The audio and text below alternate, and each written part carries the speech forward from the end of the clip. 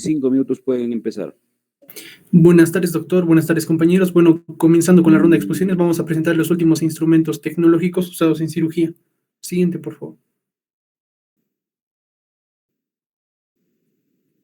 Bueno, en cuanto a la introducción, vamos a ver que la tecnología va a jugar un papel muy importante en la sociedad y en la vida del hombre.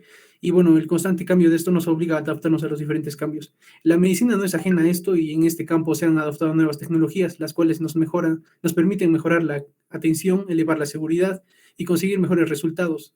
En este aspecto, en los quirófanos hay nuevas propuestas de monitorización, dispositivos médicos, nuevos diseños, los cuales incluso permiten la implementación de robots y quirófanos híbridos.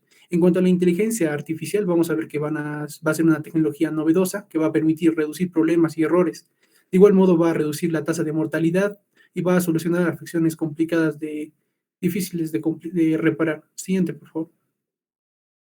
Bueno, en cuanto al concepto de quirófanos integrados, vamos a ver que son sistemas con infraestructura informática que cuentan con una tecnología más avanzada en materia de comunicación quirúrgica. Esto va a permitir controlar dispositivos y o funciones en una sala de operaciones. Bueno, y como vemos en la imagen, vamos a ver que de forma centralizada mediante un dispositivo, el cual puede ser una pantalla táctil o a través de la activación de voz, va a permitirse el manejo general, ¿no? Siguiente, por favor. En cuanto a lo que sería el quirófano inteligente, van a ser salas quirúrgicas altamente funcionales, las cuales van a conjugar distribución de equipos médicos e instalaciones. Estos quirófanos van a ser de múltiples especialidades, van a ser ergonómicos, con un uso integral e interactivo de la información del paciente y va a permitir incluso la conectividad con el exterior. Esto aumentaría la calidad del servicio ofrecido hacia el paciente, van a ser una herramienta costo-eficacia buenas. Vamos a ver que dentro de la implementación de estos, vamos a tener dispositivos avanzados e imágenes diagnósticas que nos van a permitir un mejor desempeño. Siguiente, por favor. Ahora vamos a ver que estos quirófanos inteligentes van a estar equipados con dispositivos avanzados de imágenes diagnósticas de alta calidad, el cual va a combinar toda una gama de servicios de intervención, tales como la resonancia magnética y la tomografía intraoperatoria. Todo esto realizado en un solo lugar sin la necesidad de realizar traslados al paciente.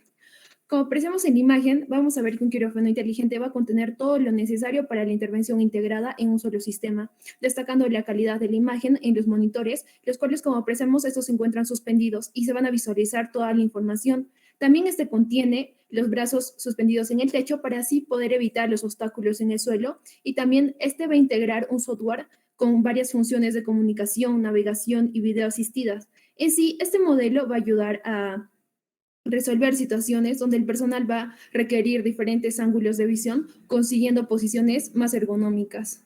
Siguiente. Vamos a ver que este se va a dividir en una composición y en una configuración. Dentro de la composición, este quirófano inteligente va a estar compuesto esencialmente por una tecnología de alta definición, brazos suspendidos, centros de control y un hub de video y sonido. Dentro de la configuración, básicamente va a estar integrado temas. El primero,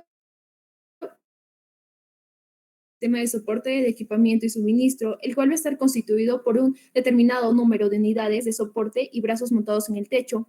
Esto nos va a ayudar a albergar el equipamiento biomédico, el suministro de energía eléctrica y los gases medicinales, tales como el dióxido de carbono, el oxígeno o el óxido nítrico.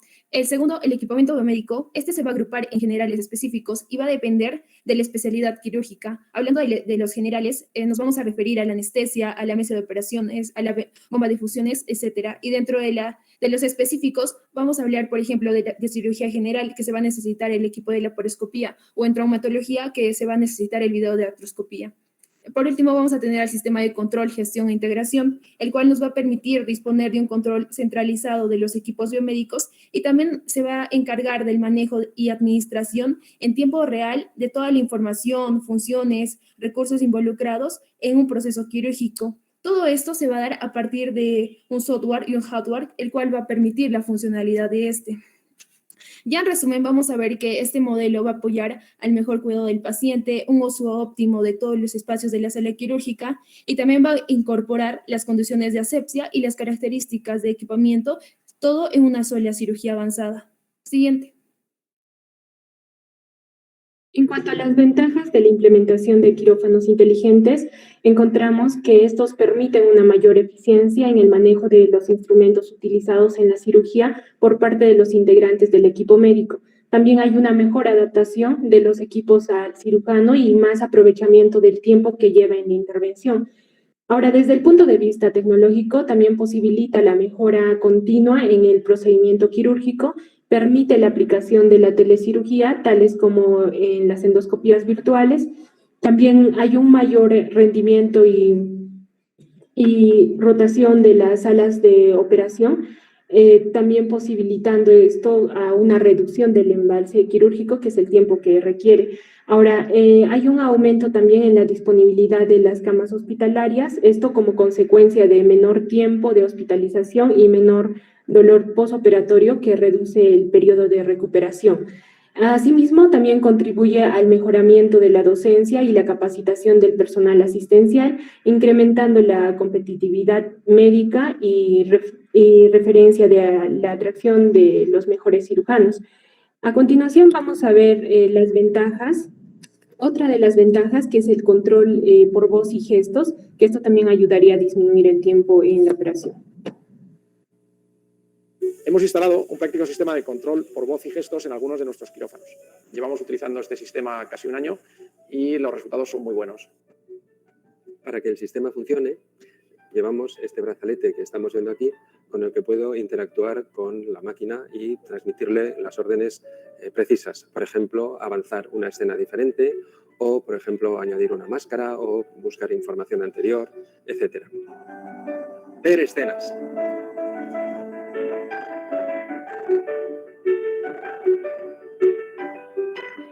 Yo lo comparo con el manos libres del coche. Cuando vas conduciendo y quieres llamar a alguien, simplemente dices el nombre y se activa la llamada. Pues en este caso es lo mismo. Puedes estar haciendo tu trabajo y sin quitar la mirada de lo que estás realizando, puedes decir un comando que tú mismo has diseñado y en ese momento tienes la información del navegador en el instante.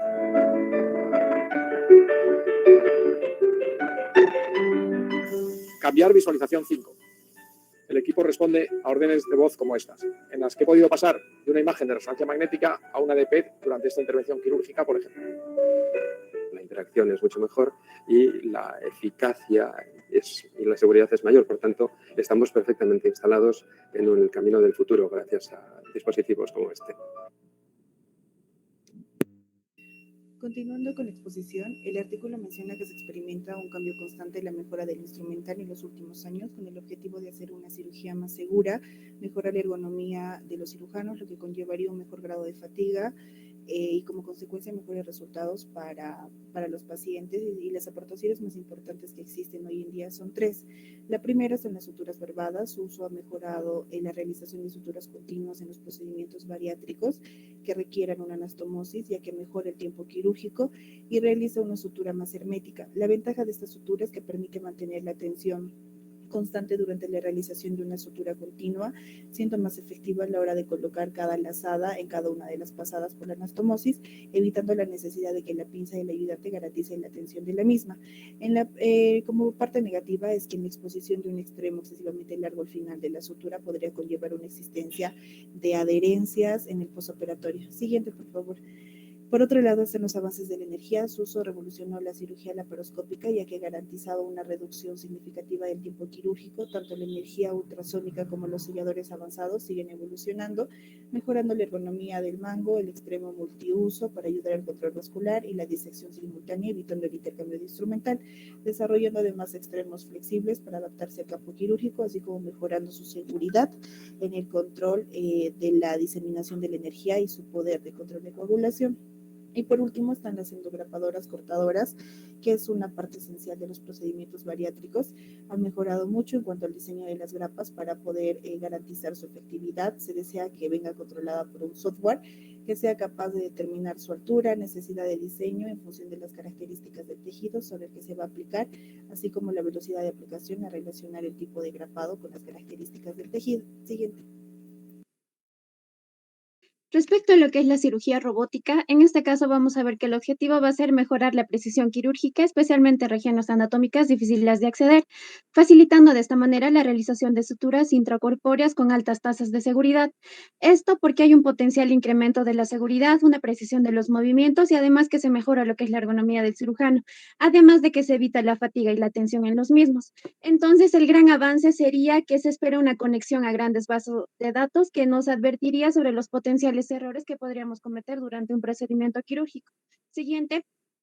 Ahora, como un primer ejemplo, la gastrectomía vertical robótica, esto tras una revisión de Tassilo Paul, se ha asociado con un tiempo quirúrgico y duración de la estancia hospitalaria media significativamente mayor, esto haciendo una comparación con lo que es la laparoscopía. En este caso, un abordaje robótico no ha mostrado una elevación posoperatoria muy significativa respecto a lo que son fugas, sangrados, infecciones de heridas o reducción de exceso de peso. Entonces, la diferencia que este podría mostrar básicamente es respecto al tiempo operatorio y costo, que fue mucho mayor, y una diferencia más notoria sobre lo que es la laparoscopía no se demostró tras este estudio. Entonces, no se quedando claro las ventajas asociadas a la realización de una gastrectomía vertical debido al importante incremento de los costes en una cirugía que no es preciso realizar suturas manuales, a excepción de los grupos donde se realiza una sobresutura en la línea de grapas, lo cual no está claramente demostrado que disminuye el índice de fugas. Siguiente. Y respecto al bypass gástrico robótico, desde el año 2000 ingresó al mercado el sistema robótico Da Vinci para cirugía bariátrica, que permite hacer la anastomosis gastroyeyunal más segura para el paciente y más cómoda para el cirujano. Y en el 2014 ingresó la endograpadora para el sistema robótico Da Vinci, que permite el uso de anastomosis totalmente manuales o mecánicas. ¿Cuáles son las ventajas? La disminución de fugas anastomóticas, sobre todo mediante la anastomosis gastroyeyunal manual. Hay una reducción del tiempo operatorio de 210 minutos a 170 minutos. No hay fugas, no hay estenosis y también se reduce la mortalidad. El problema es que el costo es bastante elevado, sin embargo, según los estudios, este se compensaría con las estancias hospitalarias más cortas y también con las complicaciones que disminuyen. Siguiente, por favor. Hablando de la otra técnica, tenemos en la cirugía guiada por la imagen. El uso de la fluorescencia se está ampliando a múltiples aplicaciones en cirugía general. Por ejemplo, el uso de la indocianina verde es una sustancia que permite determinar la calidad en la irrigación del estómago antes de cualquier anastomosis, así como también visualizar irrigaciones accesorias anatómicas presentes en el ligamento gastrohepático. La inyección de esta sustancia también permite la repetición de su aplicación una vez realizada la anastomosis para que se asegure la preservación de la vascularización en caso haya sido correcta a posterior, pero estos estudios aún están en una fase inicial, por lo que tenemos que esperar a más estudios posteriormente. Siguiente, por favor. Otra de las técnicas es la cirugía en 3D, que ofrece una serie de ventajas que han sido ampliamente analizadas. Por ejemplo, analiza la profundidad de campo, nos facilita para suturar y para el anudado, disminuye el número de movimientos no efectivos y en general disminuye el tiempo quirúrgico ofreciendo mayor seguridad. Furroy y colaboradores analizaron las supuestas ventajas de la imagen en 3D en un estudio prospectivo randomizado durante la realización de la gastrectomía vertical y el bypass gástrico. Y el estudio concluye que en el grupo del bypass, las ventajas aportadas por esta tecnología sí mostraron una significancia estadística. Además que el cirujano experimentó una mejor percepción de la profundidad con el sistema 3D e informó subjetivamente de una menor tensión experimentada por el cirujano.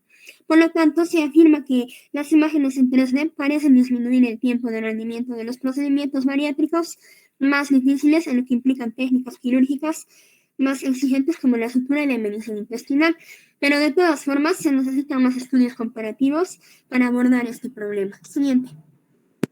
Hablando acerca de las nuevas tecnologías aplicadas a la disminución del acceso, tenemos la disminución de los trócares. Este va a tener una influencia tanto en el trauma de la pared abdominal y también va a tener relación sobre el dolor, incluso una disminución del estancia posoperatorio, independientemente de que va a tener evidentes resultados cosméticos. En el caso de una gastrectomía vertical, se hizo un estudio de Consalvo, donde se evaluó un ensayo aleatorizado y controlado, donde se tuvo dos grupos. El primero, donde se utilizaron 3 trócares, que eran 90 pacientes, se comparó con un grupo de control que utilizaba 5 trócares, trócares.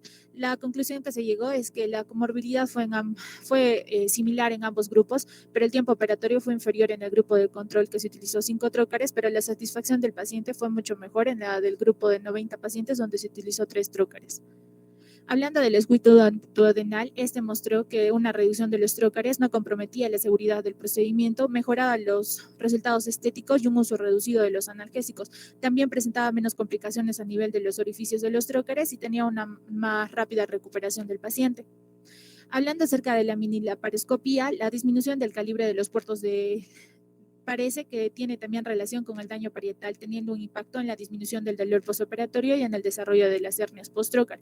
Es por eso que los instrumentos de minilaparoscopía van a jugar un papel importante en el uso de los trócares de ayuda, como para la separación hepática o la tracción del estómago o las asas intestinales, pudiéndose también minimizar el tamaño del trócar óptico de uno de 10 milímetros a uno de 5 milímetros. Es decir, el uso de estos mini instrumentos ha sido la base para desarrollar innovaciones técnicas que han ayudado a otros avances tecnológicos. Continuando la cirugía por un único puerto, vamos a ver que esta intervención se va a practicar a través de un único dispositivo multipuerto que se introduce a través de una única incisión a través del ombligo. Vamos a ver que las indicaciones es que la distancia cilo-umbilical tiene que ser menor a 25 centímetros para que se pueda alcanzar lo que es el ángulo de His de manera segura. Y no se recomienda en pacientes que tengan obesidad. Vamos a ver que las ventajas de ese procedimiento es que es cosmética, entonces como eso se introduce en el ombligo no va a dejar en sí cicatriz.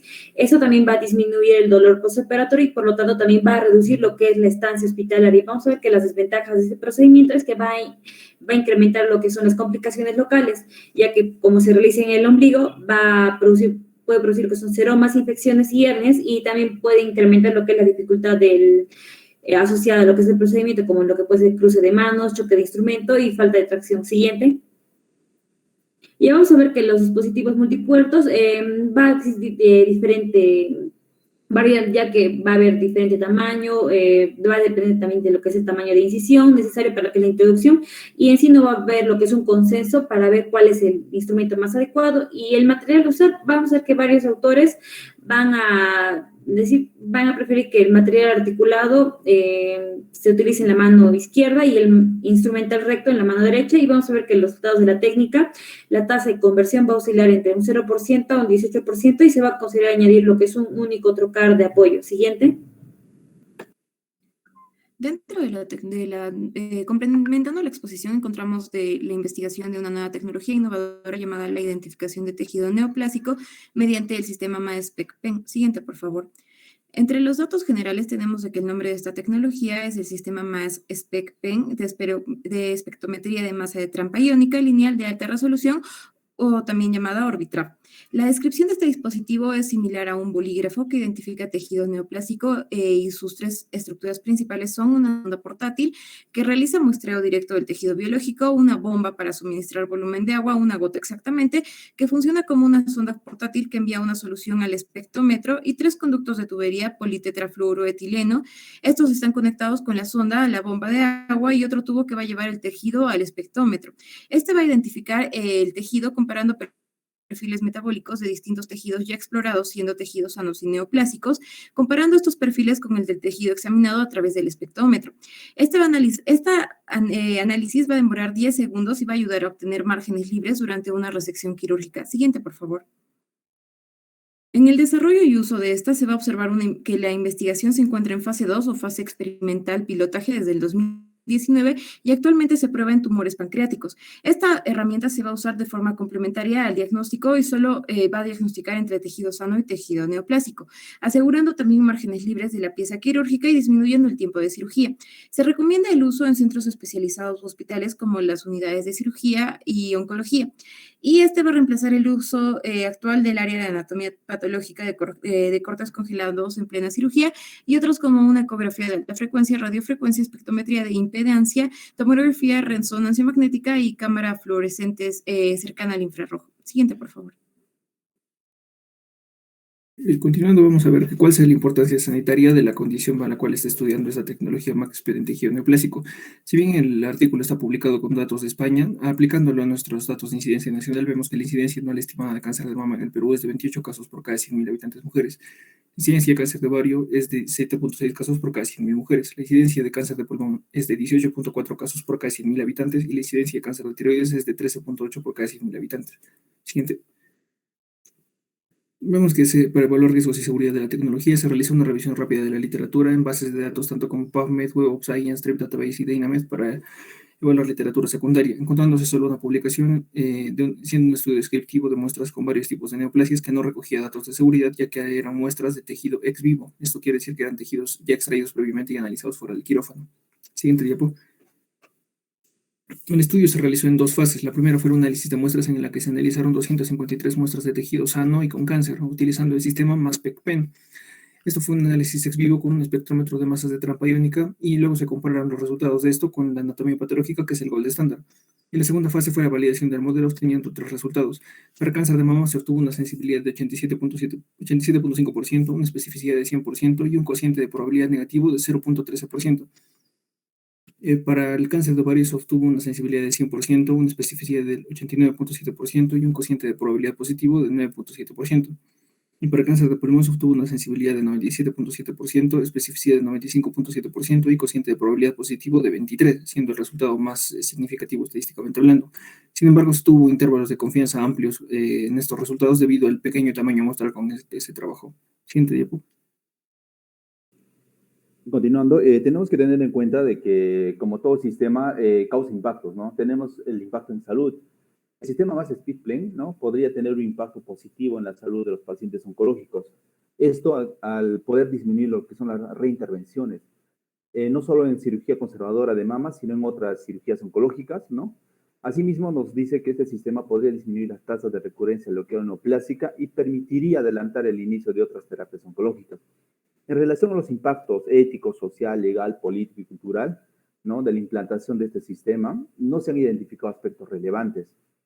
En el impacto económico de la tecnología, en la actualidad no existen datos sobre su costo-efectividad, lo que serían necesarios estudios que valoren el impacto económico de esta tecnología. Siguiente, por favor.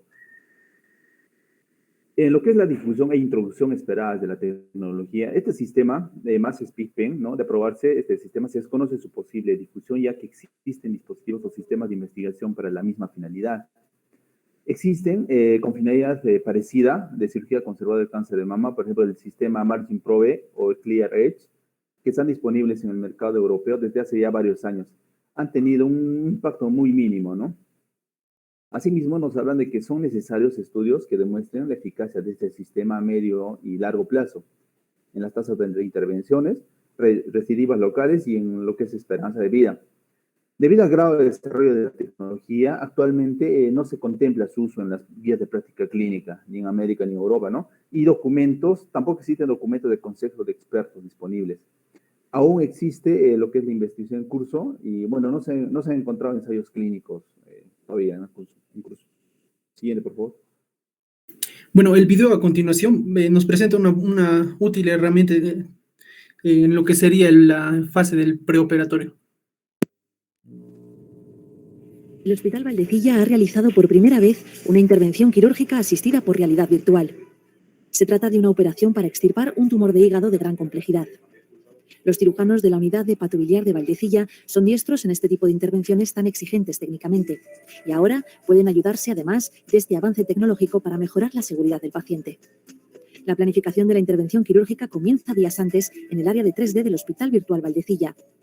A partir de imágenes de TAC y resonancia magnética facilitadas por el servicio de radiodiagnóstico, se comienza a moldear una imagen en 3 dimensiones que aporte información de calidad a los cirujanos. Una plataforma para que los clínicos antes de la operación vengan, se pongan las gafas y puedan ver el modelo en realidad virtual. Incluso se pueden adentrar dentro del modelo y ver cómo es la relación con las estructuras vasculares, por ejemplo. La posibilidad de tener una reconstrucción en 3 dimensiones en tumores especialmente complejos, bien sea por su tamaño o por su localización dentro del hígado, puede permitirnos conocer mejor por dónde podemos realizar la sección y minimizar, reducir al mínimo el sangrado, que es una complicación que se puede tener en estos pacientes con tumores especialmente complejos. El Hospital Virtual Valdecilla lleva 2 años desarrollando su área de 3D.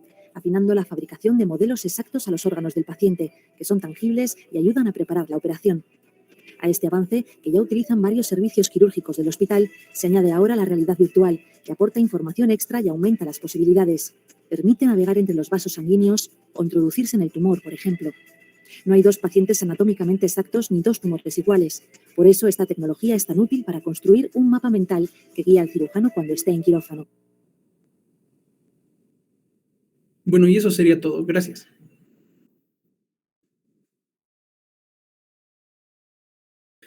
Ok, chicos, a ver,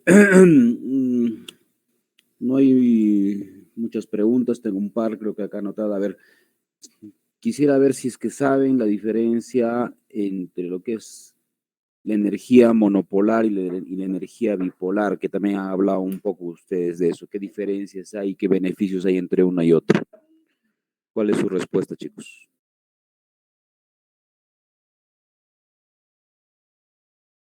Doctor, ya. Para responder la pregunta, la energía monopolar dentro de sus ventajas es que va a ser simple y va a tener un fácil uso, además de que va a ser rápido y barato y va a ser mejor para el corte de la piel. Y la energía bipolar, bueno, según lo que leí es que va a tener menor daño térmico lateral, va a tener una mejor captación ya para los vasos en general y aparte de esto va a tener una gran variedad de diseños. Y dentro de las desventajas en la energía monopolar, según la bibliografía que leí, doctor, no sé si está bien, va a tener un poco más de riesgos para el paciente, puede presentar interferencias, también puede tener riesgos de incendio. Y dentro de las desventajas de la bipolar, va a tener un tiempo de hemostasia más largo, va a tener también va a tener lo que es la producción de humo y el daño térmico va a depender también de la persona que lo esté usando, del cirujano, el tiempo y la intensidad de la corriente que se dé. Ya, ok. Y una pregunta más. El porcentaje de complicación cuando usas el monopuerto, que también lo han hablado de eso, ¿no? ¿Cuál es el porcentaje de complicaciones? No cuáles, estamos hablando de porcentaje.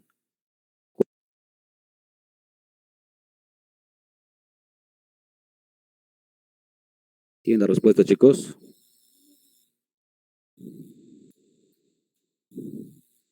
Ya, si no la Doctor, tienen, sería hay que aproximadamente 21%, disculpe. 21%. Si fuese un porcentaje tan alto, entonces no se debería usar el monopuerto. O sea, tener una complicación especialmente de hernias, ¿no? Incisionales o hernias posoperatorias en estos pacientes por uso de monopuerto, o sea, 20% te van a hacer hernia, definitivamente no se usaría eso, ¿no? O sea, para nada, ¿no? Es un porcentaje sí alto, pero no es tanto, sino no tendría el sentido del uso de esta tecnología. Normalmente no se usa, ¿no? A mí no me gusta, por ejemplo, usar ese monopuerto. Es muy incómodo y el tema de complicaciones también es regular, así que es cuestión ya de gustos de cada uno, ¿ya? Ok. Doctor, el porcentaje sería 8.3 después de un postoperatorio inmediato del paciente. Ya, vamos a verlo eso, ¿ya? A ver, chicos, el siguiente grupo, por favor.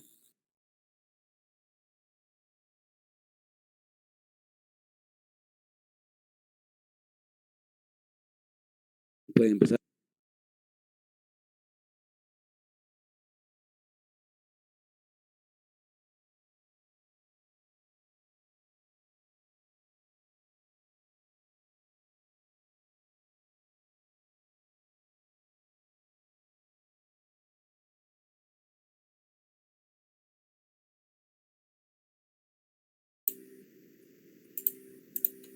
Doctor, compañeros, vamos a proseguir con la siguiente exposición que habla de telemedicina.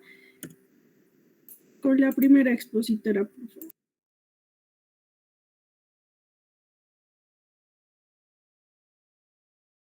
Siguiente, por favor. Ya vamos a hablar sobre la definición. Vamos a ver que la telesalud o telemedicina va a ser considerado que es el uso de tecnologías de la información y las telecomunicaciones electrónicas para apoyar la atención de la salud que puede involucrar o no servicios clínicos remotos. Vamos a ver que también es el uso de la información médica intercambiada de un sitio a otro a través de comunicaciones electrónicas para mejorar el estado de salud. Aquí los médicos se comunican entre sí mediante las herramientas de salud digitales, la comunicación, y acá mayormente se ve lo que es la comunicación entre médicos y pacientes. Y para la telemedicina vamos a ver que se requiere componentes de audio y visuales. Siguiente, por favor. Ya, la visita de la telemedicina. Antes de la visita se debe realizar una preparación para anticipar y gestionar las expectativas del paciente y asegurarse de que la tecnología esté bien adecuada para una visita satisfactoria y no haya ningún tipo de inconveniente. Luego vemos la preparación del paciente. Los pacientes están entusiasmados de participar en las visitas por video, ya que hay una reducción de tiempo y también evita los costos de transporte. Aquí tenemos que ver que características que nos sirven para una buena preparación, que es confirmar que se puedan cumplir los requisitos tecnológicos necesarios para la visita de la telemedicina, asegurarse de que se comprendan las responsabilidades de reembolso y copago entre el paciente y el médico, y que se obtenga el consentimiento para la visita y explique las expectativas de la privacidad al paciente. Bueno, continuando, la preparación es donde se va a trabajar debe realizarse antes para que no haya inconvenientes tales como para que no haya los inconvenientes, ¿no? Entonces, la preparación de la cámara de modo que podamos visualizar al paciente de forma óptima. Otro que es tratar de evitar el uso de teléfono celular, de preferencia una computadora estacionaria o laptop, o sea, que algo fijo en la mesa de trabajo. Y de preferencia contar con un micrófono externo y audífonos para que de esa forma escuchemos y el paciente nos escuche a nosotros, ¿no? Siguiente, por favor. Bueno, al igual que en presencial, la telemedicina debe progresar de la misma forma, ¿no? Entonces, en función de que a veces hay interferencias o retrasos de la conexión a red, como vemos mucho, el trabajador debe hablar pausadamente y asegurar de que el paciente nos haya escuchado de forma adecuada. Siguiente. Algunas de estas características son saber dónde cuando ya estamos realizando la anamnesis al paciente, saber dónde se encuentra actualmente nuestro paciente y tener su teléfono. Otro que es también saber si tiene alguien al lado y si tiene confianza con el paciente para poder realizar una anamnesis adecuada. Otro que también el trabajador debe estar completamente solo, ya que debemos respetar el derecho a privacidad del paciente, ¿no? Los datos sobre los signos vitales dados por el paciente deben ser anotados. También luego se procede con una entrevista y preguntar sobre el motivo de consulta y revisar la historia clínica previa si es que la tuviese el paciente. Y en caso se dé, es importante que veamos la medicación que este paciente esté usando, ¿no? Es más, se le pide que al paciente que sostenga frente a la cámara los fármacos que esté consumiendo para poder corroborar. Bueno, ahora, en cuanto al examen físico, es importante, tener primero un concepto que este va a incluir tanto la evaluación visual global del paciente. Este suele ser más centrado y limitado que el que se obtiene durante una visita en persona. También va a tomar más tiempo por la misma necesidad que va a tener el paciente de reposicionar la cámara para ver, por ejemplo, tener una vista más cercana de una condición dermatológica. Y este también va a brindar una oportunidad única para poder conocer la situación del paciente, particularmente si hablamos de pacientes geriátricos. Ahora, es importante observar también anotar lo que es el aspecto general del paciente, detalles específicos como la frecuencia, el patrón respiratorio, el patrón del habla, el aseo y si es posible detalles como la cianosis. Se debe también instruir a los pacientes al momento de fotografiar las lesiones cutáneas. Se les da algunos ítems como por ejemplo usar un área bien iluminada o evitar las fotografías con flash o el incluir una regla en la imagen para poder tener idea del tamaño de la lesión. Ahora, en esta lista vamos a ver lo que es los recursos que van a proporcionar ejemplos de los enfoques generales. Por ejemplo, tenemos una guía para un examen físico virtual asistido por el paciente o, por ejemplo, el cómo realizar un examen físico virtual para evaluar una infección de vías respiratorias superiores o el examen musculoesquelético, el examen físico virtual del pie y tobillo, un examen de polineuropatía que sea remoto y confiable y el examen de disfagia virtual. Siguiente, por favor. Ahora, en cuanto a los beneficios y aplicaciones de la telemedicina, bueno, el uso temprano de la telemedicina se centra principalmente en lo que es la atención urgente de algunas entidades, en particular como la infección aguda de vías respiratorias, urinarias. muchos de los primeros consumidores no tenían una fuente habitual de atención primaria, pero actualmente, gracias a la evolución de esta telemedicina, se ha estado utilizando más ampliamente una variedad de aplicaciones y dentro de estas está la atención especializada a enfermedades crónicas. El primer beneficio otorgado por la telemedicina es el mayor acceso a la atención en las zonas rurales. Eso lo vemos porque hay una creciente disparidad entre zonas rurales y urbanas en la esperanza de vida. ¿Y esto a qué se debe? A una falta de acceso a la atención. Y gracias a la telemedicina es que pueden, las personas de las zonas rurales tienen un mayor acceso a lo que es una atención primaria, como también una atención especializada. Y si bien un obstáculo puede ser el servicio de banda ancha limitada, actualmente sabemos que el acceso a Internet está cada vez más disponible. Siguiente, por favor. Bueno, para continuar lo que es la telemedicina y la atención primaria, vamos a ver que la telemedicina va a tener un beneficio ya que se va a usar en gran variedad de visitas médicas, ¿no? Para ello también es importante saber que el video va a proporcionar una información clínica importante, mucho mejor que a través de lo que son llamadas o a través de mensajes de texto, ¿no? También vamos a ver que la información del equipo de monitoreo remoto del paciente se le puede dar información acerca del uso de glucómetro, monitorizar la toma de presión arterial, las básculas, oxímetros, equipo de ventilación no invasiva para la apnea del sueño. Y a la vez también va a ser muy útil en urgencias, ¿no? Ya sea para infecciones de vías respiratorias superiores, tracto urinario, afecciones dermatológicas, tratamiento de la ansiedad y la depresión crónicas. También se está viendo que va a ser cada vez más útil en el tratamiento de enfermedades crónicas, ¿no? Como la diabetes mellitus, problemas de salud mental, poco obesidad. Y a la vez también va a ser útil en lo que son las citas de conciliación de medicamentos, tratamiento por uso de sustancias, ya sea tratamientos grupales, individuales, completar formularios y demás. Siguiente, por favor.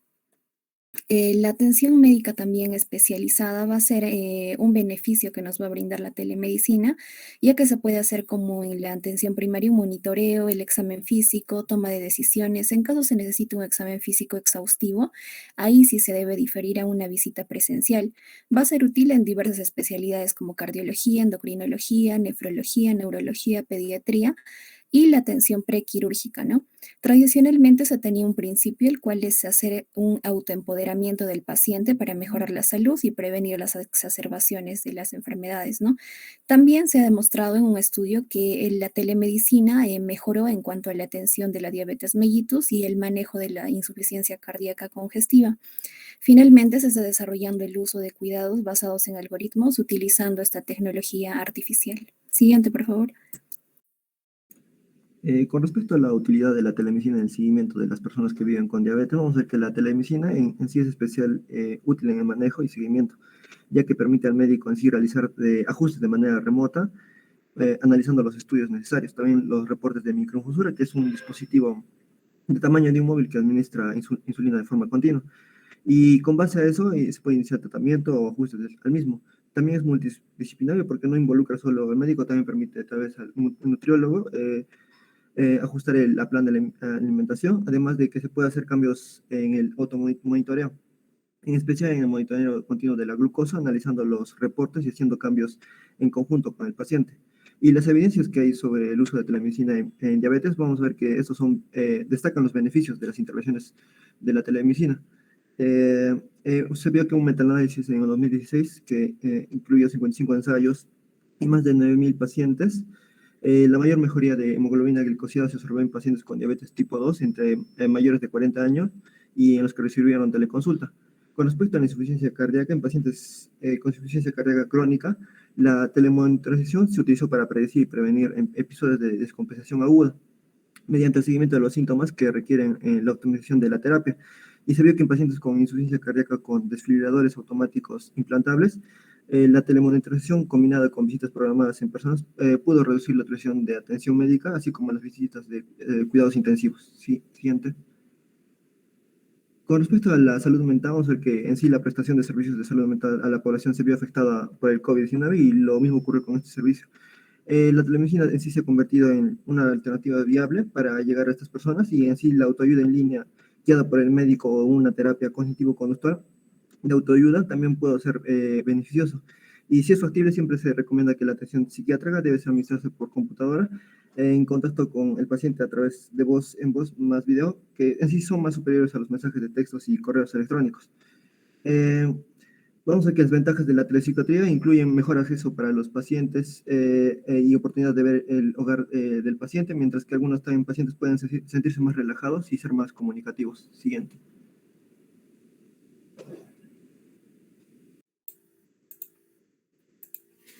En el caso de la pandemia del COVID-19, durante este periodo en el que se debe reducir al mínimo las visitas de persona a persona, la telemedicina va a sustituir gran variedad de estos encuentros, ¿no? En el caso de pacientes con COVID conocido sospechoso, que son pacientes que viven en regiones de transmisión comunitaria generalizada, tienen síntomas compatibles y se tratan a esto ya como si tuvieran el COVID, así tengan o no una prueba y si esta prueba o no haya sido positiva o no.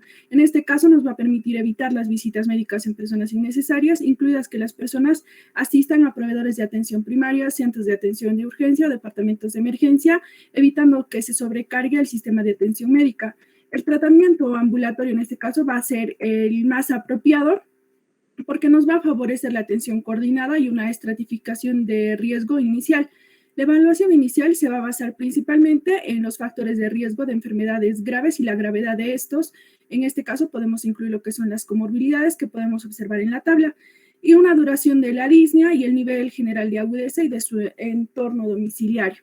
¿Cuándo derivamos el servicio de urgencias? Cuando tenga uno o más de estos síntomas o signos, que tenga una disnea severa, que la saturación de oxígeno disminuya a menos del 90%, signos y síntomas de hipoperfusión o hipoxia y una alteración neurológica. El paciente es atendido en caso permanece en casa cuando puede informar de manera confiable el empeoramiento de los síntomas y puede aislarse por sí mismo. Entonces vamos a ver que varía esto depende de 3 factores: del requerimiento de oxígeno suplementario, el nivel de agudeza y los recursos y la capacidad de los hospitales, ¿no? En caso de pacientes en el marco del COVID que estén hospitalizados, principalmente nos va a ayudar a limitar las visitas y minimizar el riesgo para el personal de atención médica. Vamos a necesitar de un asistente in situ que nos ayude ya con la gestión del dispositivo de video y con las maniobras de exploración física. En el caso de pacientes con enfermedades crónicas, como es el cáncer, principalmente permite el distanciamiento social y el riesgo de exposición de estos pacientes.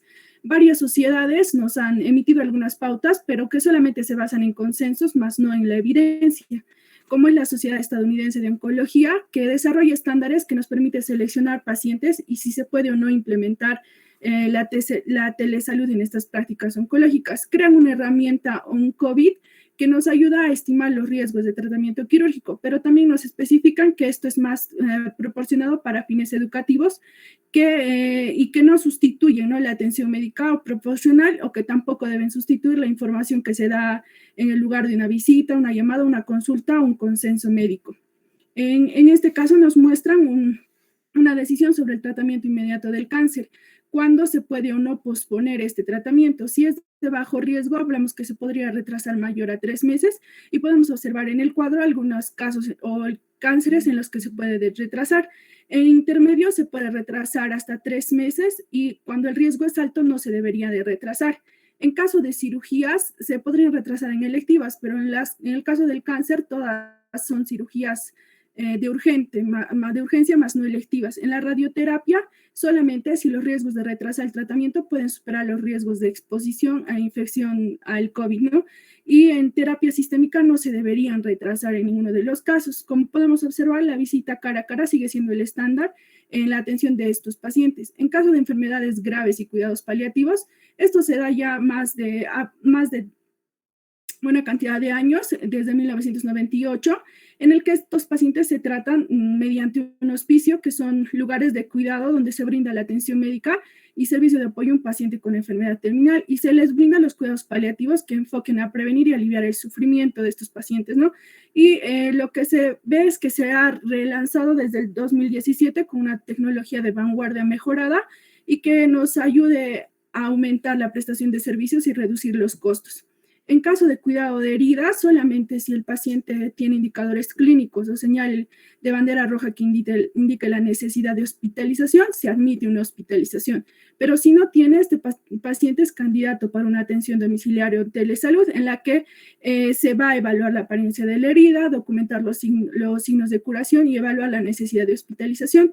Si vemos que hay un buen progreso de cicatrización, continúa con este mismo tratamiento, mientras que no existe este buen proceso de cicatrización, se va a programar y realizar la atención hospitalaria.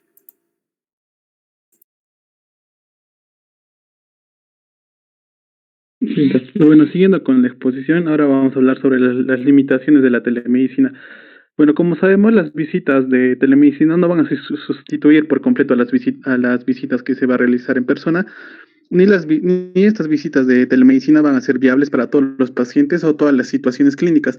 Bueno, vamos a empezar con algunas limitaciones, ¿no? Por ejemplo, muchos elementos tradicionales de curación como el tacto, la presencia física o el examen físico y la conexión emocional van a verse obstaculizados por las tecnologías digitales.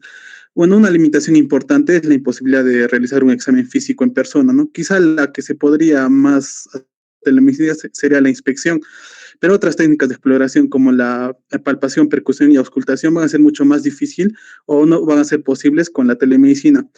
Si bien el uso de dispositivos periféricos de telemedicina como los estetoscopios digitales pueden disminuir esto, pero como sabemos, no muchos lugares van a disponer de estos implementos. Ahora, también las percepciones y experiencias del paciente y del médico pueden diferir de las experimentadas durante una visita en persona.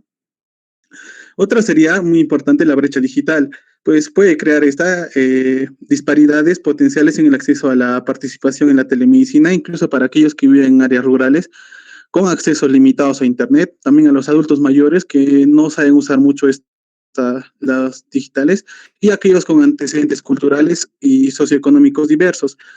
Sin embargo, incluso entre las personas con acceso adecuado a Internet es importante aclarar su nivel de comodidad al realizar una visita de telemedicina y su acceso a Internet puede estar limitado en lugares públicos o puede incurrir en costos monetarios significativos. Siguiente. Bien, continuando con otras limitaciones, también tenemos a las dificultades con la tecnología. Como sabemos, la tecnología no siempre va a funcionar de la manera adecuada y puede existir algunas dificultades técnicas. En un estudio realizado en el 2015, con 1.600 pacientes, se vio que del total, 62% prefirió otra vía de comunicación y el 26% de estos tuvo problemas técnicos. Otra de las limitaciones es que algunos pacientes prefieren la interacción en persona a las interacciones por visita de telemedicina.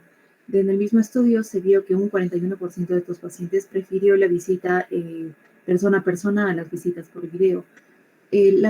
Otra de las limitaciones es la dosis inexacta. Esta dosificación inexacta puede ocurrir mayormente en los medicamentos basados en el peso, como son las quimioterapias o dosificación pediátrica, por incapacidad de pesar al paciente. Y por último, tenemos que este tipo de medicina no es apropiada o factible para todos los pacientes o todas las situaciones clínicas. Por ende, el doctor debe tener siempre, tener en cuenta que la medicina debe usarse de manera adecuada para que la atención se brinde de manera eficaz y precisa. Siguiente, por favor. Ya, apropiadas de una visita de telemedicina, vamos a ver que no todos los pacientes o situaciones clínicas van a ser apropiadas para la evaluación de la telemedicina, ¿no? Dentro de esto vamos a ver situaciones en las que los pacientes no pueden mantener una conversación privada o los pacientes van a carecer de capacidad para tomar decisiones o va a ser imprescindible o se va a prever que un examen físico en una persona va a proporcionar mayor información esencial para la toma de lo que serían las decisiones clínicas, ¿no? Por ejemplo, en un dolor torácico, cuando el paciente pueda presentar disnea. Vamos a ver también que en el caso de que carezcan de la capacidad para tomar decisiones, esto se ve mayormente en lo que son niños, adultos mayores con demencia, personas con trastornos cognitivos o de salud mental graves, ¿no? Que van a requerir sí o sí un acompañante que pueda tomar decisiones por ellos o que estén al pendiente de ellos, ¿no? También vamos a ver que se va a requerir la capacidad de tomar decisiones, la disponibilidad para llevar a cabo un encuentro en telemedicina y también lo que sería la toma de decisiones sobre el tratamiento, para lo cual el proveedor de salud debe considerar todas estas estos puntos y así poder llegar de mejor manera a lo que sería la atención de estos pacientes. También vamos a ver que hay dificultades, como ya se mencionaron, lo que sería la tecnología, también lo que sería el coordinar las visitas de telemedicina, las deficiencias auditivas o visuales que se pueden dar en adultos mayores y también lo que pueden ser discapacidades que pueden requerir equipo de adaptación, ¿no? Como por ejemplo el que hable en otro idioma y los proveedores deben estar al pendiente de esto y poder ofrecer también adaptarse, ¿no?, a estos pacientes. Siguiente, por favor. Bueno, continuando con la exposición, vamos a ver los resultados clínicos, la utilización de atención médica y los patrones en la práctica.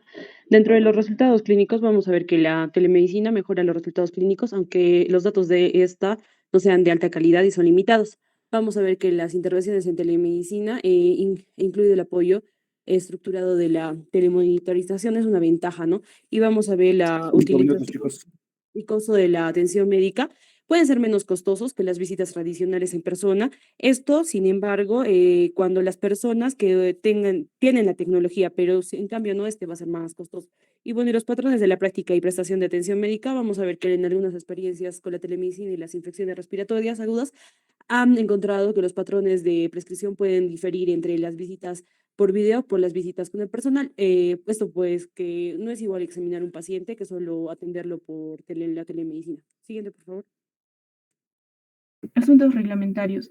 Las cuestiones reglamentarias que tienen que ver con lo que es la prestación de servicios de telemedicina van a variar según la región y el país, y los proveedores deben asegurarse de que la plataforma que están ofreciendo o que va a prestar servicio para la medicina cumplan, ¿no?, con los requisitos reglamentarios, tanto en la entrega, en la codificación, facturación y licencias de la prescripción. En el ámbito de la educación médica de posgrado, tener en cuenta que en marzo del 2020 el Consejo de Acreditación de la Educación Médica de Posgrado, el ACGM, aceleró el uso de lo que son los requisitos del programa común para la supervisión de las visitas de telemedicina.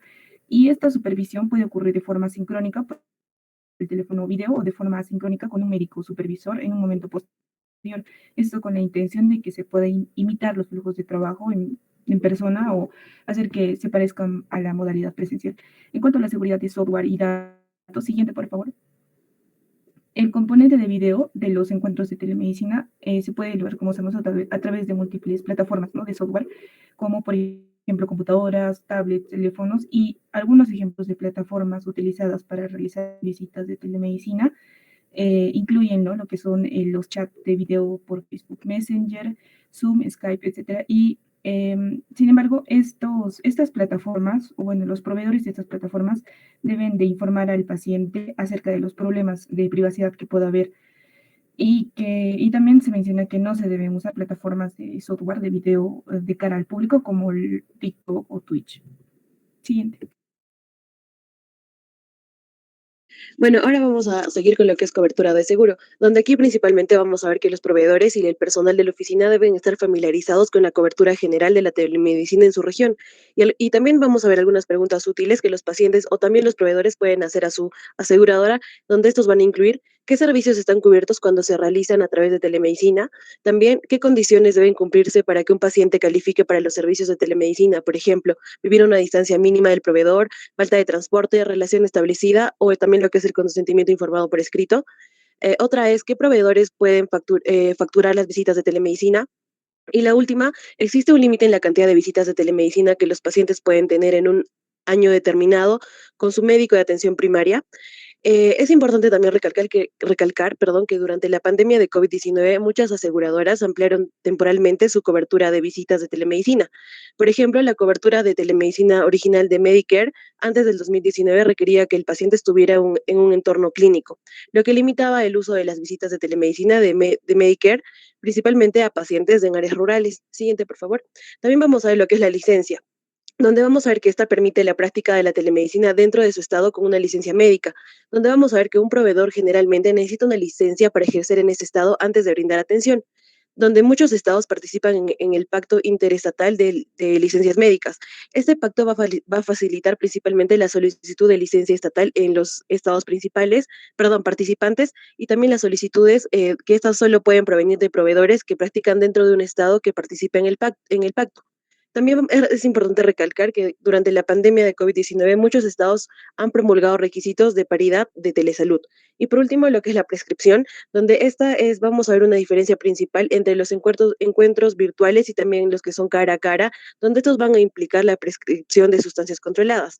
Donde el 15 de octubre del 2008 se promulgó una ley de protección al consumidor de farmacias de línea Ryan Hyde, donde este prohíbe principalmente lo que es la entrega, distribución o dispensación de una sustancia controlada por medio del Internet sin una receta válida. Aunque también es importante recalcar que durante la pandemia de COVID-19 se otorgó una excepción al requisito de presencia personal y se aplica durante la declaración de una emergencia de salud pública. Siguiente, por favor. Eso sería todo, doctor. Gracias.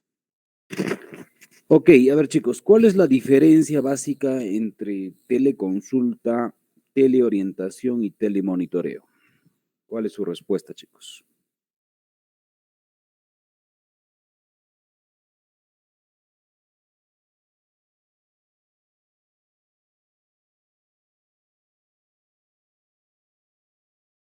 ¿Tienen una respuesta, chicos?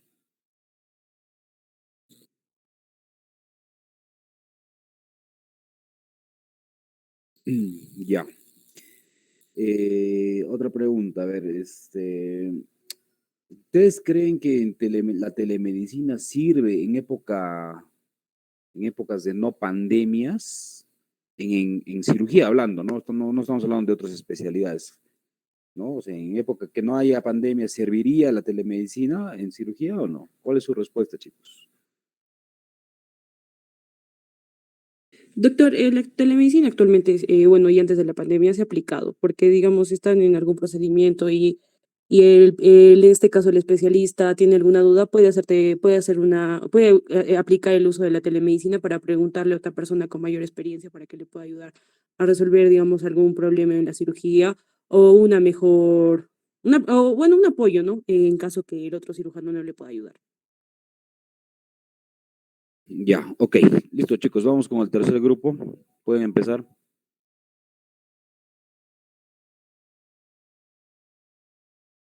Ya, buenas tardes, doctor. Buenas tardes, compañeros. En esta oportunidad vamos a presentar nuestra exposición sobre la cirugía robótica y la cirugía general. Siguiente, por favor.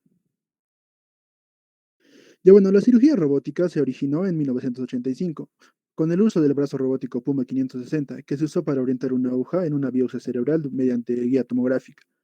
A este diseño le siguieron varios modelos, como el Probot, el Robodoc, el AESO y el sistema Zeus. Pero ya es en el año 2000 donde se marca un hito, ya que se aprueba el uso del sistema Da Vinci para el sistema general, aprobado por la FDA. Desde ese entonces se viene usando constantemente y pasó de 645 sistemas Da Vinci en el 2008 a 4.666 en el 2018, siendo Estados Unidos el país donde más se usa, ¿no? Con 3.010 modelos. La cirugía robótica se usa en neurología, ginecología, cirugía cardíaca, cirugía de tórax y cirugía general y coloproctología más frecuentemente. En Latinoamérica, Brasil es el país que tiene más sistemas Da Vinci. Lamentablemente, nuestro país no cuenta con esta tecnología. Brasil también va a liderar la práctica de la cirugía robótica, ya que cuenta con 66 centros de formación, seguidos por Chile y por Colombia.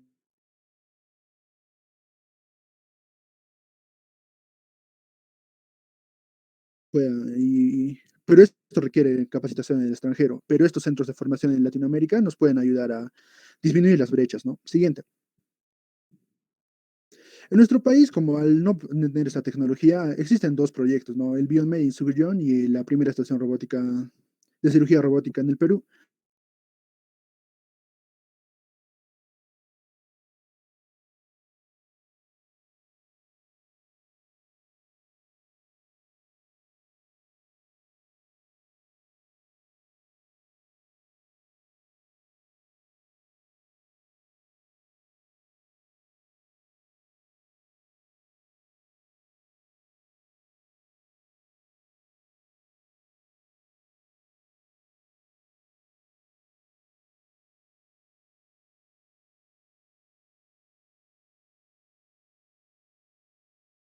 Chicos, ¿qué pasó? ¿No se escucha?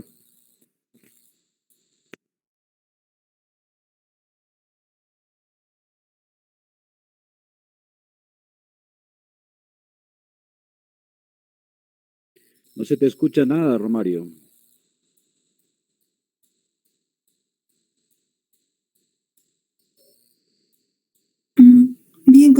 acerca de la robótica quirúrgica. Esta va a convertir al robot en un miembro del equipo quirúrgico. Su diseño va a incluir un análisis de riesgo porque al estar en contacto con el paciente en la etapa de anestesia puede ser peligroso. Entonces, para un buen control del sistema se va a aplicar el diagrama de bloques que nos va a brindar seguridad y precisión. Siguiente, por favor.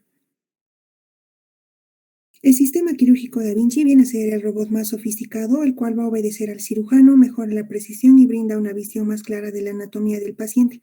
Entre sus ventajas están la menor pérdida y necesidad de transfusión sanguínea, menor dolor postoperatorio y tiempo de recuperación más corto. Con este sistema, el cirujano opera sentado, manipulando los mandos del robot. Siguiente, por favor. Dentro de las características de este sistema tenemos la consola del cirujano, que viene a ser el centro de mando y es donde el cirujano va a manejar un endoscopio 3D a través de controladores. Entonces el sistema interpreta estos movimientos y los va a traducir con movimientos precisos de los instrumentos. El carro del paciente viene a ser otra característica, el cual va a sostener los brazos tanto para instrumentos como para la cámara, y estos se mueven alrededor de un punto fijo que viene a ser el centro de control. Y el carro de visualización, el cual se va a alojarse en el equipo de visualización. Siguiente, por favor. Dentro de los instrumentos utilizados tenemos el EndoWrist, que va a permitir mantener una destreza natural, el Single Site, que permite operar con un solo corte en el paciente y va a reducir secuelas estéticas, el sellador de vasos, que va a ofrecer un óptimo rendimiento en vasos grandes, la endograpadora se va a colocar de acuerdo a la necesidad, la fluorescencia, que es útil para extirpar tumores, el simulador para mejorar habilidades en el sistema Da Vinci y la red Da Vinci, que va a permitir grabar, almacenar y compartir información de la cirugía. Siguiente, por favor. Bien, dentro de los usos clínicos más representativos en cirugía general vamos a tener la colecistectomía, funduplicatura de Nissen, miotomía de Heller, neoplasias de sigma y recto, cirugía bariátrica, bypass gástrico, esplenectomía y resección intestinal. Siguiente, por favor. La colecistectomía robótica, la primera colecistectomía robótica fue hecha por Hempis en 1997. Muchos autores confirmaron en esa época que la colecistectomía robótica no ofrecía ninguna ventaja significativa frente a una cirugía laparoscópica convencional, ya que el procedimiento es de baja complejidad y los costos por el instrumental son más elevados. En 2008 llegó la cirugía robótica de sitio único, que acomodaba múltiples trócares, una cámara, 2 brazos y un puerto de asistencia. Actualmente el sistema Da Vinci ha lanzado una plataforma donde todos los instrumentos entran en un solo puerto, que es el sistema Da Vinci SP. Siguiente, por favor. Las indicaciones de la colecistectomía robótica es igual que la laparoscópica, sin embargo se trata de evitar la colecistitis crónica aguda y grave para cortar el tiempo de operación y mejorar la eficacia del procedimiento. La disponibilidad del tercer brazo en el sistema Da Vinci SP permite la retracción en todas las direcciones y ya no se requiere un cirujano asistente. El sistema SP tiene un proceso de acoplamiento mucho más simple, solo necesita acoplar un trócar en comparación a los 3 trócares de los sistemas C y Xi, que eran los predecesores al sistema SP. El sistema SP tiene una limitación, que es la ausencia de un puerto para la entrega rápida de los materiales necesarios, como gasas, suturas, endobolsas, y la intervención de un cirujano asistente. Siguiente, por favor. Para el montaje de la sala de operaciones, al paciente se le coloca en decúbito supino, el carro lateral, que es la parte que tiene los brazos robóticos, se coloca en la cabeza del paciente, se hace una incisión vertical de 2,5 centímetros en el ombligo para insertar el trócar y se conecta a la insuflación. A continuación, el puerto único se acopla al brazo del carro lateral y la cámara se inserta en el orificio medio inferior. Se coloca una pinza bipolar fenestrada en el brazo 1, una pinza de Cadier en el brazo 2 y el gancho en el brazo 3. El brazo 1 es controlado por la mano no dominante, el brazo 3 por la mano dominante y el brazo 2 es controlado ya sea por la mano derecha e izquierda. Todo el acoplamiento robótico tarda 6 minutos. Siguiente, por favor. La cirugía bariátrica es técnicamente muy demandante y la cirugía robótica le permite al cirujano realizar procedimientos bariátricos complejos sin modificar las técnicas ya utilizadas en una cirugía abierta o laparoscópica. En el caso de la banda gástrica ajustable es un procedimiento muy popular y ha sido descrita en 1999 la colocación de la primera banda asistida por un robot. En un estudio realizado en la Universidad de Illinois, en Chicago, en el 2001, se dividieron al azar en una cirugía robótica y laparoscópica tradicional, y en este estudio no se encontró diferencia significativa en la estancia hospitalaria o en la pérdida de peso del paciente, y los beneficios fueron más notables en pacientes con un índice de masa corporal mayor a 50, y su tiempo operatorio en el caso de una cirugía robótica fue más corto. Las ventajas de este procedimiento es que cumple las metas para ser un procedimiento seguro, que también mejora la precisión en el procedimiento quirúrgico. También permite realizar múltiples tareas como las suturas como la anastomosis gastroyeyunal y también la yeyuno-yeyunal, además de que tiene un menor tiempo quirúrgico y una visión tridimensional. Las desventajas es que hay un elevado costo tanto del robot para su mantenimiento e instrumental, además de que es de gran tamaño y tiene un amplio radio de rotación de los brazos, que son los trócares, como se observa en la imagen superior. Siguiente, por favor. En el caso del bypass gástrico, es la que más se beneficia de la asistencia del robot y ha sido descrita por Horgan y Van Uno en el 2001. Hubo menos complicaciones en una cirugía robótica, ya que fue del 0.09%, hubo la fuga gastroyeyunal y la fuga anastomótica fue del 0%.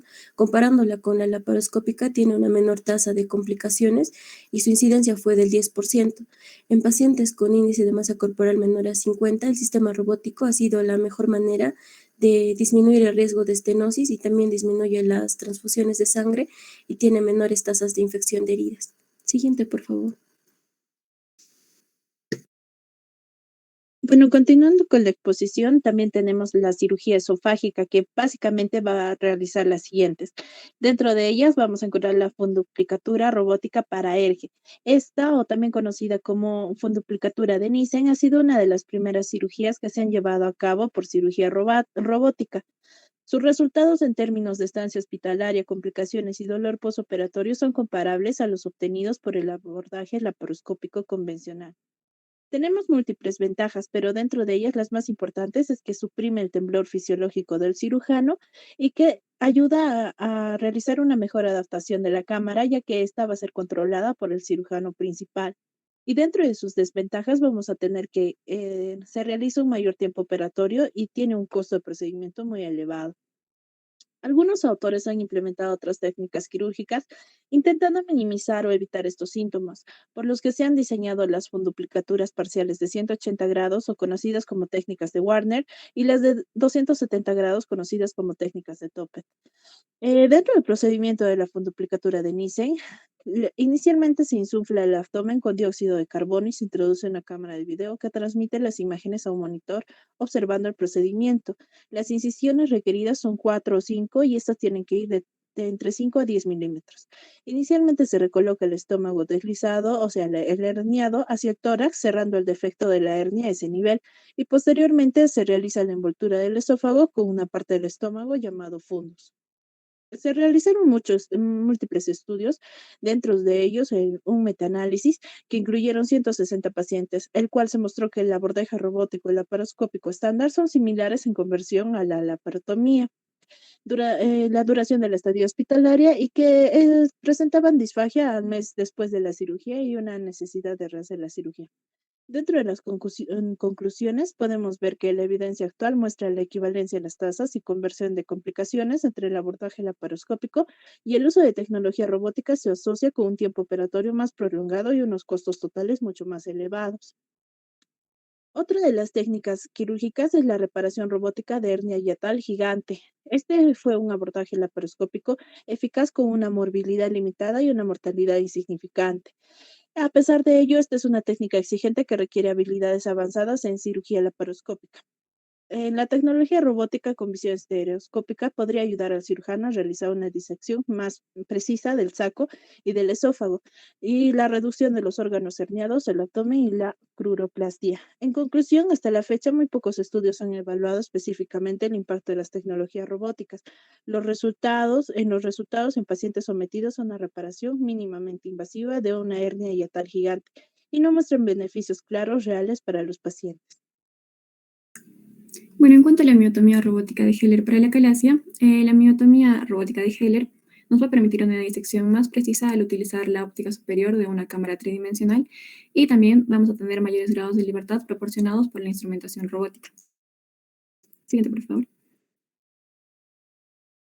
Ok, se hicieron diferentes estudios en los cuales se evalúa, ¿no?, la miotomía robótica de Heller versus la miotomía laparoscópica de Heller, en el cual las principales conclusiones a las que llegaron fue que el tiempo de operación fue mayor en el grupo robótico, la pérdida de sangre estimada intraoperatoria fue similar en ambos grupos, pero bueno, la conclusión más importante en esos estudios fue que no se registraron perforaciones esofágicas u otras complicaciones quirúrgicas durante la cirugía robótica, mientras que en el primer estudio el 8% de los pacientes con cirugía laparoscópica presentó una perforación y en el otro estudio un 16% de los pacientes presentó también una perforación. Siguiente, por favor.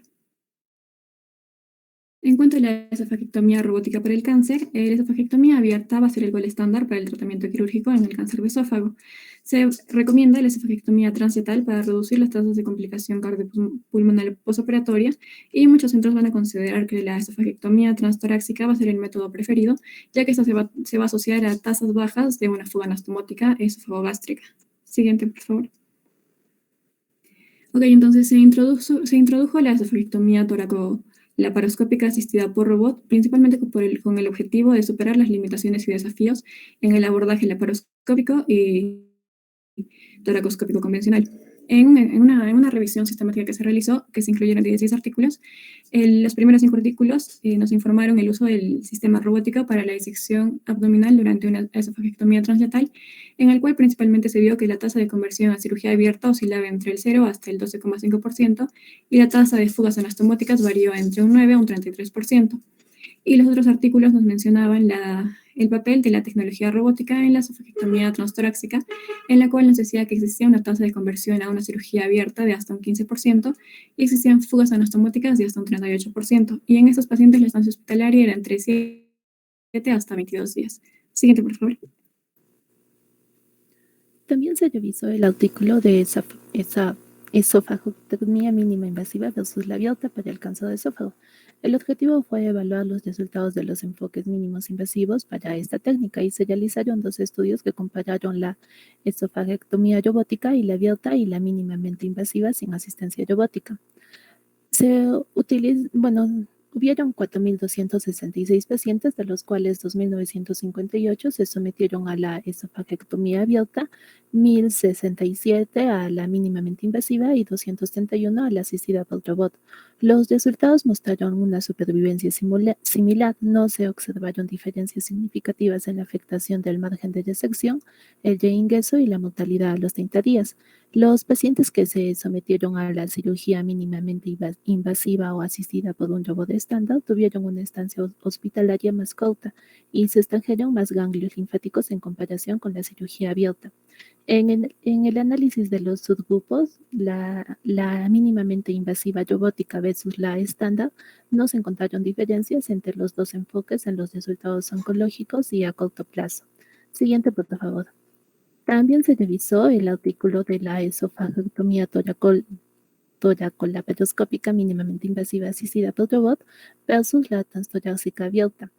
En este se observó que las complicaciones postoperatorias relacionadas con la cirugía ocurrieron con menor frecuencia después de la asistida por robot, con una menor pérdida de sangre y un menor porcentaje de complicaciones pulmonares, cardíacas y dolor postoperatorio. La recuperación funcional en el día 14 postoperatorio también fue mejor en el grupo de la cirugía asistida por robot en comparación con la técnica abierta, ya que se vio una mejor puntuación de calidad de vida al alta y a las 6 semanas después del alta. Entonces, en conclusión, se puede decir de que la cirugía asistida por robot logró obtener mejores resultados que la técnica abierta. Siguiente, por favor.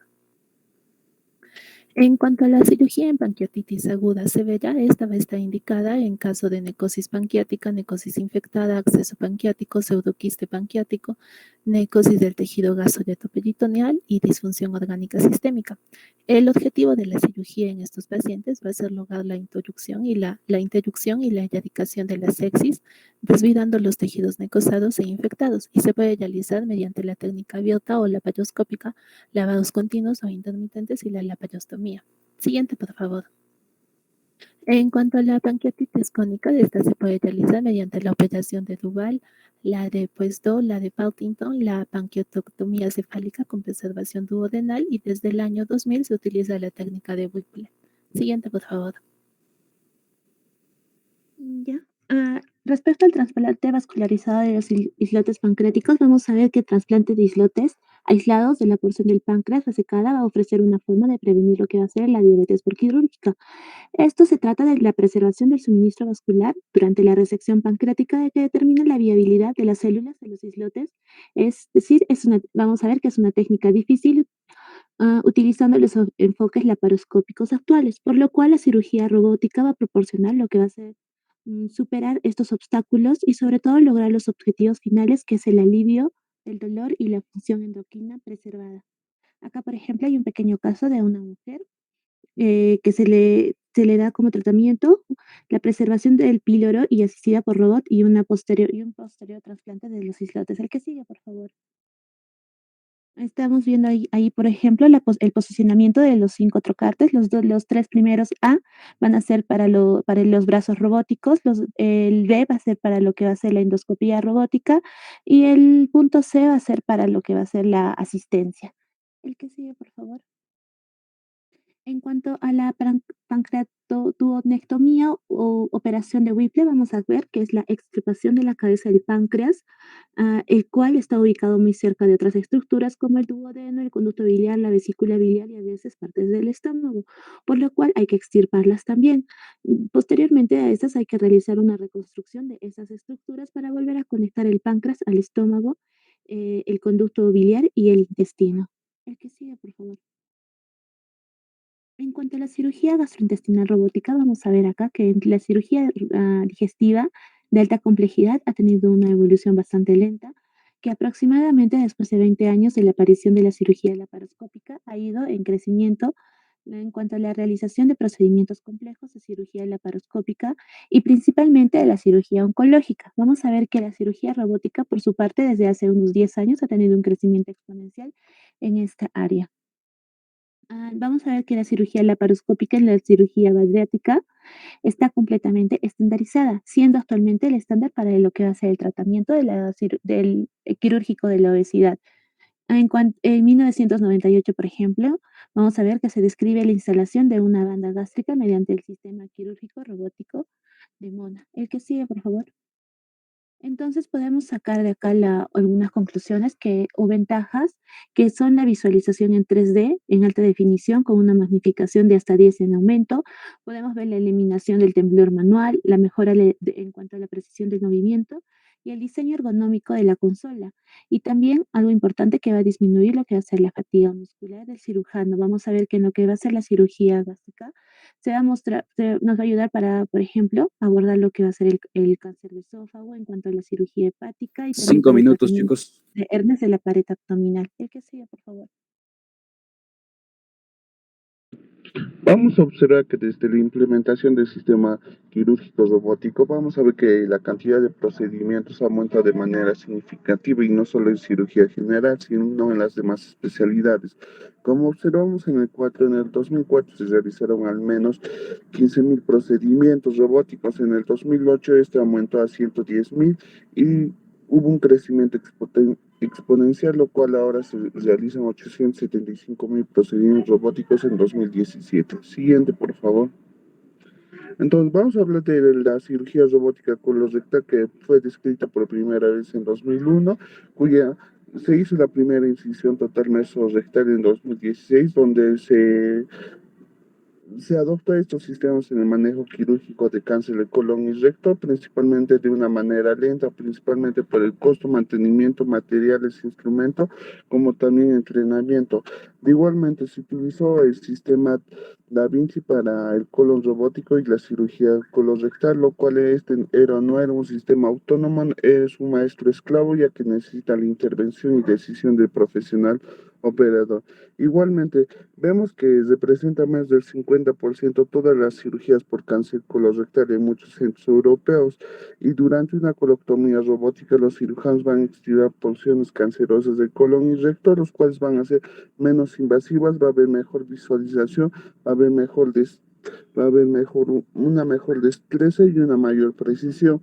Igualmente va a haber beneficios para el paciente, va a haber disminución del dolor y trauma, menor pérdida de sangre, menor dolor postoperatorio, menor estancia hospitalaria y menor cicatrices y una cirugía más precisa. Siguiente, por favor. Mm, ya. Coincidiendo con la cirugía robótica, se ha visto que un metaanálisis va a demostrar la comparación de lo que es la cirugía laparoscópica, ¿no? En el cual va a tener beneficios como que es disminuir la presión sanguínea, menor tasa de conversión de la cirugía abierta, disminución de lo que es el dinámico. En un estudio denominado ROLA, que compara lo que es la resección del cáncer colorectal con lo que es la cirugía robótica versus la laparoscópica, no se evidenciaron diferencias en lo que es la tasa de conversión, calidad de decisión mesorrectal, positividad en el margen circunferencial, ganglios resecados, complicaciones a 30 días y la mortalidad perioperatoria. Siguiente, por favor. Se ha visto precauciones, ¿no? En el cual los pacientes con índice de masa corporal alto, también el sexo masculino, la pelvis estrecha, un diámetro del tumor mayor de 6%, estos van a aumentar la dificultad de la disección pélvica laparoscópica, lo que es el cáncer de colon rectal. También la difícil disección a menudo da como resultado un mayor riesgo, ¿no? O también en una resección circunferencial inadecuada. También se observa mayor frecuencia en pacientes con estas características cuando los procedimientos son realizados por cirujanos sin experiencia. Siguiente, por favor. También uno de los factores de riesgo es la obesidad, porque pacientes obesos son difíciles de operar en un mayor tiempo operatorio. Y también se hizo un estudio en donde concluyeron que es menos probable que ocurra un hilio postoperatorio en pacientes obesos sometidos a lo que es una protogia robótica. También lo que es la función urogenital, que con la cirugía robótica de la cirugía rectal hay una mejor función urológica y también sexual. Siguiente, por favor.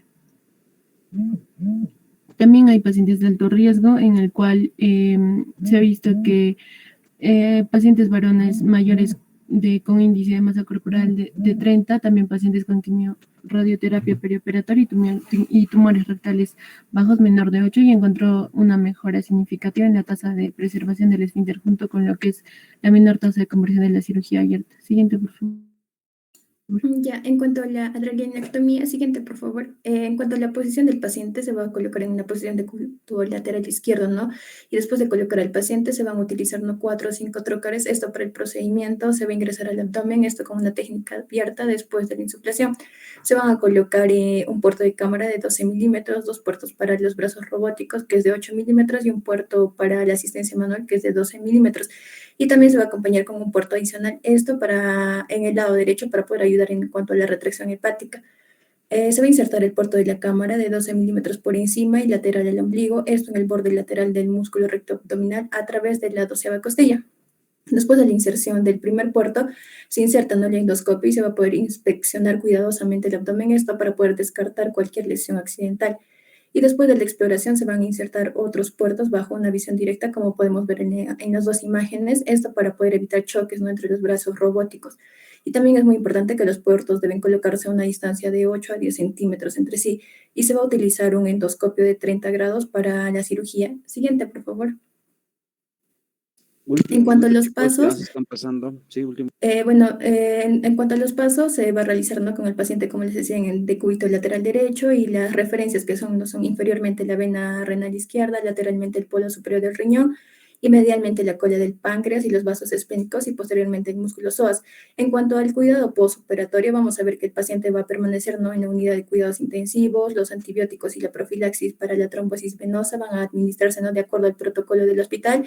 Para el dolor se controlan, ¿no?, mediante analgésicos opioides no intravenosos o también intramusculares, y los signos vitales se van a controlar, ¿no?, dentro de las primeras 24 horas. Va a ser muy importante que todos los pacientes se movilicen, ¿no?, dentro de las 8 horas del postoperatorio. Siguiente, por favor. Listo, chicos, terminamos. Están ya contra el tiempo. Ok, ahí termina la exposición. A ver. Chicos, a ver, 2 preguntas rápidas. ¿Esta cirugía robótica solamente sirve en cirugías electivas o también nos podría servir en cirugías de emergencias o superemergencias? ¿Cuál es su respuesta, chicos?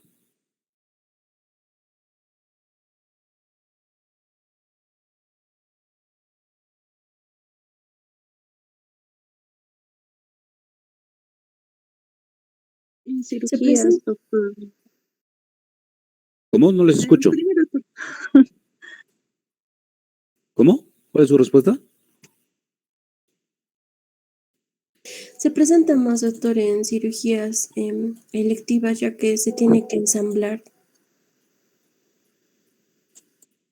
Ya, bueno, hay una respuesta un poquito más lógica, ¿no? Hay que buscarlo bien. Realmente en una emergencia no tendría mucho sentido hacer una cirugía de robótica, pues no. Hay algo más que tendrían que buscar. Ya, y la otra pregunta es, mira, normalmente cuando hay una complicación o algún tema en una cirugía laparoscópica, pues hacemos una conversión hacia una cirugía abierta, ¿no es cierto? Entonces, ¿cuándo se debe convertir una cirugía robótica a una cirugía laparoscópica? ¿Cuál es su respuesta, chicos? En el caso de que haya complicaciones, doctor, por ejemplo, en una colecistectomía, cuando hay complicaciones, hay sangrados o hay drenaje de bilis, la cirugía robótica se convierte a una laparoscópica. ¿Y crees que con eso se puede solucionar la complicación? Hay algo más puntual que también tendrían que haberlo buscado, ¿no? Hay casos bien puntuales en los cuales tienes que hacer una cirugía laparoscópica, incluso de robótica, hacer una cirugía abierta, ¿no? Entonces, eso faltaba también que lo puedan especificar. Ya. Ok, vamos con el último grupo, chicos. Pueden empezar. Doctor, buenas tardes. Compañeros, buenas tardes. Hoy vamos a hablar sobre trasplantes en cirugía general. Siguiente, por favor.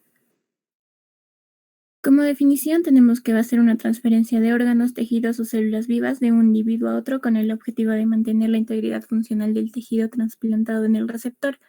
Este se utiliza como tratamiento de aquellas enfermedades que anulan la función de un órgano de tal manera que la insuficiencia resultante sea incompatible con la vida.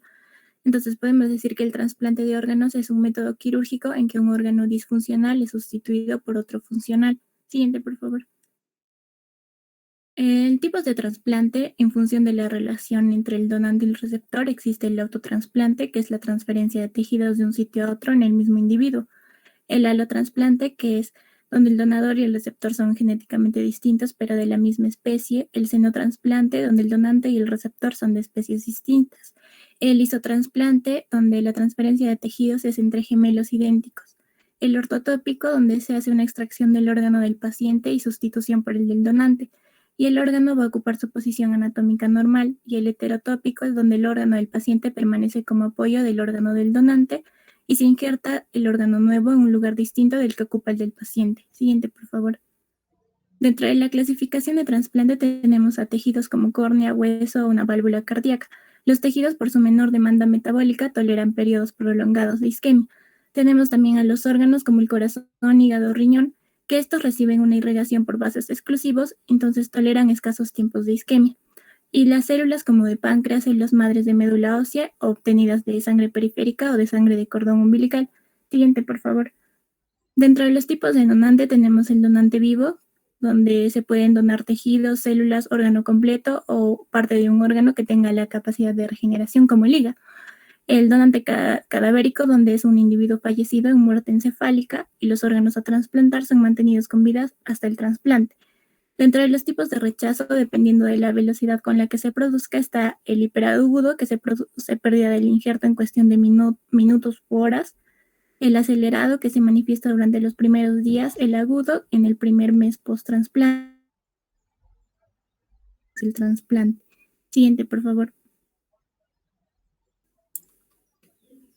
Bueno, doctor, buenas tardes, compañeros. Continuando con la exposición en cuanto al trasplante hepático, la definición, bueno, es el reemplazo del hígado enfermo por un hígado sano. En la actualidad es una terapéutica habitual difundida por todo el mundo para tratar pacientes con enfermedades irreversibles de hígado agudas o crónicas, para las cuales no existen tratamientos curativos. En cuanto a la epidemiología, la supervivencia actual oscila entre 80 a 90 a un año y de 70 a 80% a 5 años de post-trasplante.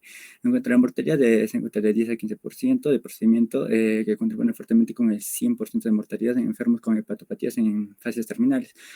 Algo a tomar en cuenta son 3 pasos básicamente, como confirmar la necesidad de trasplante hepático, investigar la posible existencia de contraindicaciones e indicar factores que pueden reducir el peri- o postoperatorio. Siguiente, por favor. En cuanto a las indicaciones de trasplante hepático, las indicaciones las más comunes son dos en adultos, que son hepatitis crónica y enfermedad de hepatitis alcohólica, y en pediátricos la atresia de vías biliares y los errores metabólicos. Como vemos en el cuadro al lado derecho, la indicación de trasplante hepático en el adulto son indicaciones comunes e inusuales. Las más comunes, la cirrosis hepática, hepatopatías colestásicas crónicas, carcinoma hepatocelular, insuficiencia hepática aguda crónica. Insuficiencias inusuales son las enfermedades metabólicas, tumores hepáticos y algunas enfermedades vasculares hepáticas y otras como poliquistosis hepática y retransplante. Siguiente, por favor. En cuanto a las contraindicaciones de trasplante hepático, podemos ver las absolutas y las relativas. Las absolutas, las infecciones activas como el virus de inmunodeficiencia humana, las neoplasias malignas heterahepáticas, enfermedades como cardiorrespiratorias, neurológicas o psiquiátricas, la adicción a drogas o alcohol y ausencia de soporte familiar o problemas sociales. Y en las relativas vemos la edad avanzada o aspectos quirúrgicos técnicos como trombosis venosa del eje esplenorenal y las comorbilidades de obesidad, diabetes, tabaquismo, nefropatías, o el caso de insuficiencia renal avanzada. Siguiente, por favor.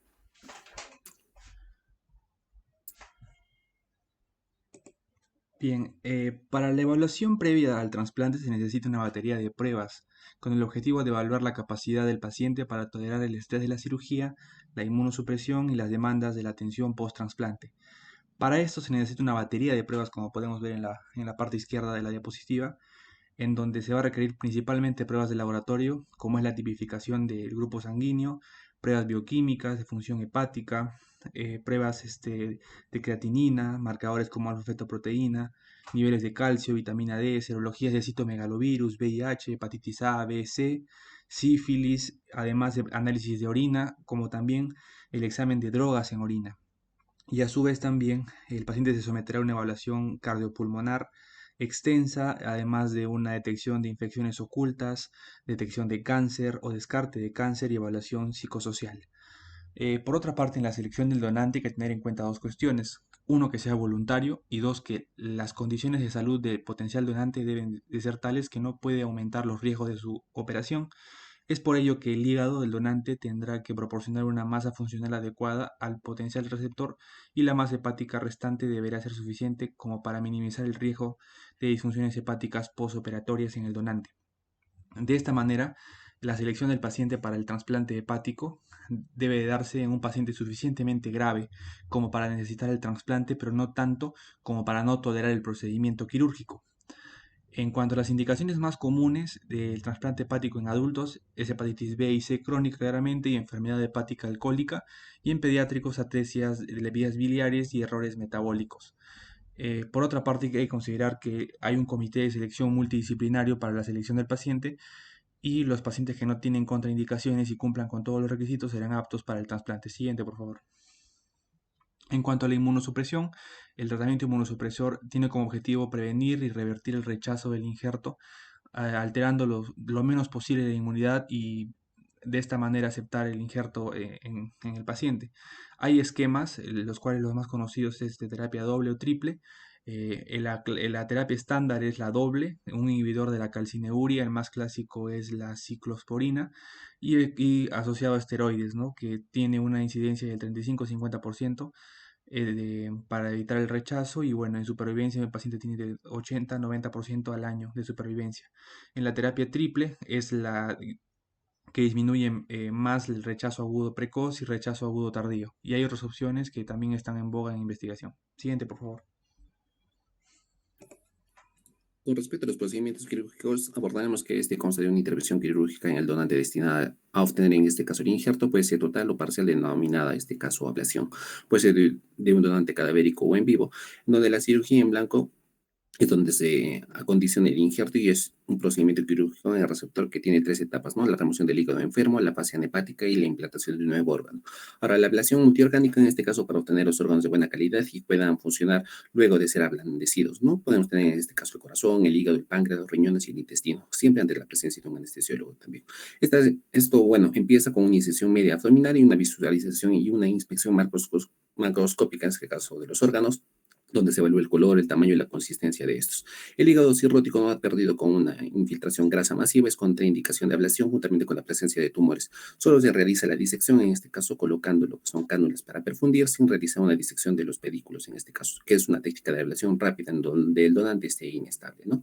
La preservación a 4 grados y una perfusión, en este caso con soluciones de acero, por ejemplo, la de Wisconsin. Ahora, la siguiente, gracias. La técnica de ablación, en este caso clásica, comienza con una incisión sifopupiana que puede acompañarse con una incisión transversa y una incisión en el pedículo donante.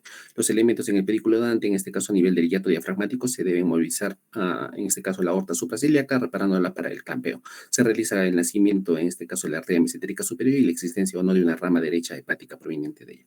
La canalización, en este caso portada por la vena mesentérica inferior, donde se reconoce el nacimiento de la arteria mesentérica superior y la existencia o no de una rama de derecha hepática proveniente de esta. La técnica de ablación rápida, en este caso, se canula la aorta inframesentérica y la vena porta con un catéter, se introduce la vena mesentérica inferior y se progresa. Ahora se repara la aorta a nivel del hiato y se profunde, en este caso, con la solución de Wisconsin o Schneider a 4 grados. La siguiente diapositiva, por favor. Ahora, de cirugía en blanco, el hígado donante, una vez que llega al centro de salud juntamente con el receptor, en este caso, el objetivo de esta es preparar el órgano y se puede hacer simultáneamente mientras se le hace la hepatectomía al receptor, en donde también se pueden observar las variaciones anatómicas. Ahora, la cirugía del receptor consta de 3 fases, en este caso la fase plena hepática, desde el inicio de la intervención hasta la interrupción del flujo sanguíneo hepático nativo, la fase anhepática hasta la reperfusión del hígado donante con un bypass venoso y la fase poshepática hasta el final de la cirugía. Las variantes técnicas, en este caso, según el tipo del donante, la hemodinamia, la persistencia del injerto, la localización del injerto, el número de trasplantes y la anatomía del injerto y el número de operaciones. La siguiente diapositiva, por favor. Continuando con las complicaciones, vamos a tener de 2 tipos, las tempranas que van a ser menores a 1 mes y las tardías que van a ser mayores a 1 mes. Las tempranas que van a ser mayores a 1 mes tenemos principalmente la disfunción del injerto a causa del rechazo agudo menor a 1 semana y la hemorragia postoperatoria que se va a dar entre las 24 a 48 horas, siendo solamente esta complicación de un 5%. En las complicaciones vasculares tenemos como la principal la trombosis arterial, ya que esta va a ser la principal causa de retrasplante y como segunda la estenosis arterial. En relación a las complicaciones tardías, vamos a tener principalmente las complicaciones biliares que se van a dar de un 10 a un 40% y seguida de la hernia incisional que se va a dar de un 5 a un 10%, siendo la más frecuente a largo plazo. En relación a las complicaciones infecciosas, estas se van a dar de un 45 a un 80%, estas principalmente por el tratamiento inmunosupresor al que se le va a someter al paciente post la operación. Puede ser dadas por bacterias gram negativas como enterococos, estafilococos, como hongos, la principal etiología de la Candida albicans y en los virus como el citomegalovirus, Epstein-Barr virus y herpes virus. Para los cuidados postoperatorios es importante primero de que esta va a depender de la severidad de la insuficiencia hepática y comorbilidades, como también como fue el procedimiento quirúrgico y al momento que el paciente llega a UCI se debe realizar un adecuado monitoreo hemodinámico. Se mencionan algunas publicaciones sobre el uso del protocolo Fast Track en el que se va a recuperar al paciente en la sala quirúrgica y se va a realizar la extubación en UCI. Si el paciente tuvo una patología crónica como la cirrosis, se recomienda hacer un adecuado control de la función cardiovascular y reposición con coloides de las pérdidas. Si es que el paciente va a seguir con la asistencia respiratoria mecánica, se debe procurar a que éste esté a una presión parcial de oxígeno casi de 100 milímetros de mercurio y que esté con normocapnia. El examen de gases arteriales debe realizarse cada 2 horas. Los trastornos de coagulación van a ser normales y se sugiere infundir plaquetas, glóbulos rojos y plasma fresco congelado. En las complicaciones es importante estar atentos a la hipertensión y a los sangrados y en relación a la función renal, a veces se va a forzar la diuresis con furosemida y en caso que existe insuficiencia renal se debe pasar al paciente a diálisis. Continuando con la exposición, el trasplante renal va a ser la mejor terapia disponible en la actualidad para la mayoría de los pacientes con insuficiencia renal crónica terminal. Este ha sido efectuado con éxito en un sinnúmero de pacientes con más de 40 causas de insuficiencia renal crónica. Se usa en la glomerulonefritis, en la diabetes mellitus, hipertensión arterial, enfermedad renal quística, uropatía obstructiva. No, este tratamiento es de elección en una insuficiencia renal crónica porque mejora la calidad de vida, es un tratamiento eficaz y mejora la supervivencia. Siguiente. Ya, consiste en la colocación de un riñón sano proveniente de otra persona en la parte baja del abdomen. El riñón trasplantado generalmente funciona inmediatamente y realiza todas las funciones de un riñón normal. Algunos pacientes reciben un trasplante renal después de operar con diálisis, mientras que otros reciben trasplantes sin nunca haberse sometido a una diálisis. Dentro de las contraindicaciones tenemos una enfermedad cardíaca evolucionada, insuficiencia respiratoria severa, cirrosis hepática avanzada, neoplasia activa y otras que pueden empeorar el resultado y elevar el riesgo son la edad avanzada, obesidad mórbida, enfermedad vascular periférica, diabetes mellitus y el hábito tabáquico. Siguiente. Los requisitos para el trasplante es una buena aptitud del receptor y del donante. Para la evaluación del receptor es necesario que tenga una ausencia de enfermedad infecciosa en actividad, ausencia de focos potencialmente sépticos, vía urinaria normal o corregida, inactividad de enfermedades sistémicas que comprometen la función renal, ausencia de úlcera péptica en actividad, ausencia de cardiopatía o hepatopatía avanzada, una ausencia de psicopatías graves, y la edad ideal es entre los 15 y 45 años y el límite de edad sería 65 años. Siguiente.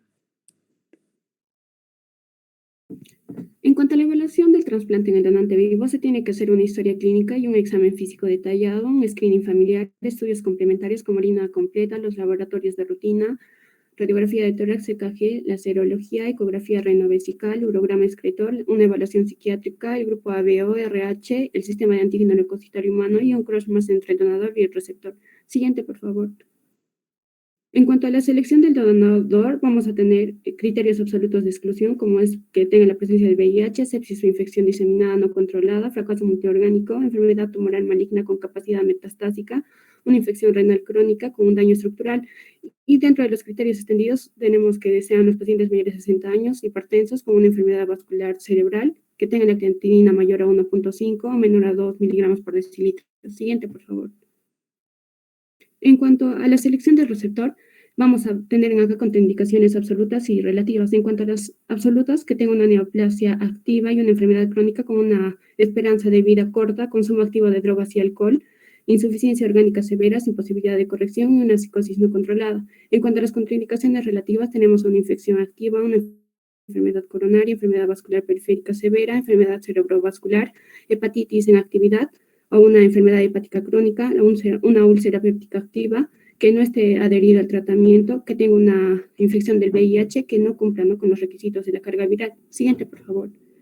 En cuanto a la inmunosupresión, tenemos que esto va a ser indispensable luego del postoperatorio, ya que esta va a disminuir la posibilidad de los eventos inmunológicos de tipo de rechazo. En acá vamos a tener distintas terapias, la terapia de inducción, la terapia de mantenimiento. Dentro de la terapia de mantenimiento va a haber distintas combinaciones. En acá vamos a tener a los anticalcineurínicos, antiproliferativos y también a los inhibidores de blanco de ripamicina y a los esteroides. La combinación va a depender del centro del trasplante, también a la disponibilidad de fármacos y también va a ser de acuerdo a los niveles séricos y condiciones clínicas del paciente. Siguiente, por favor.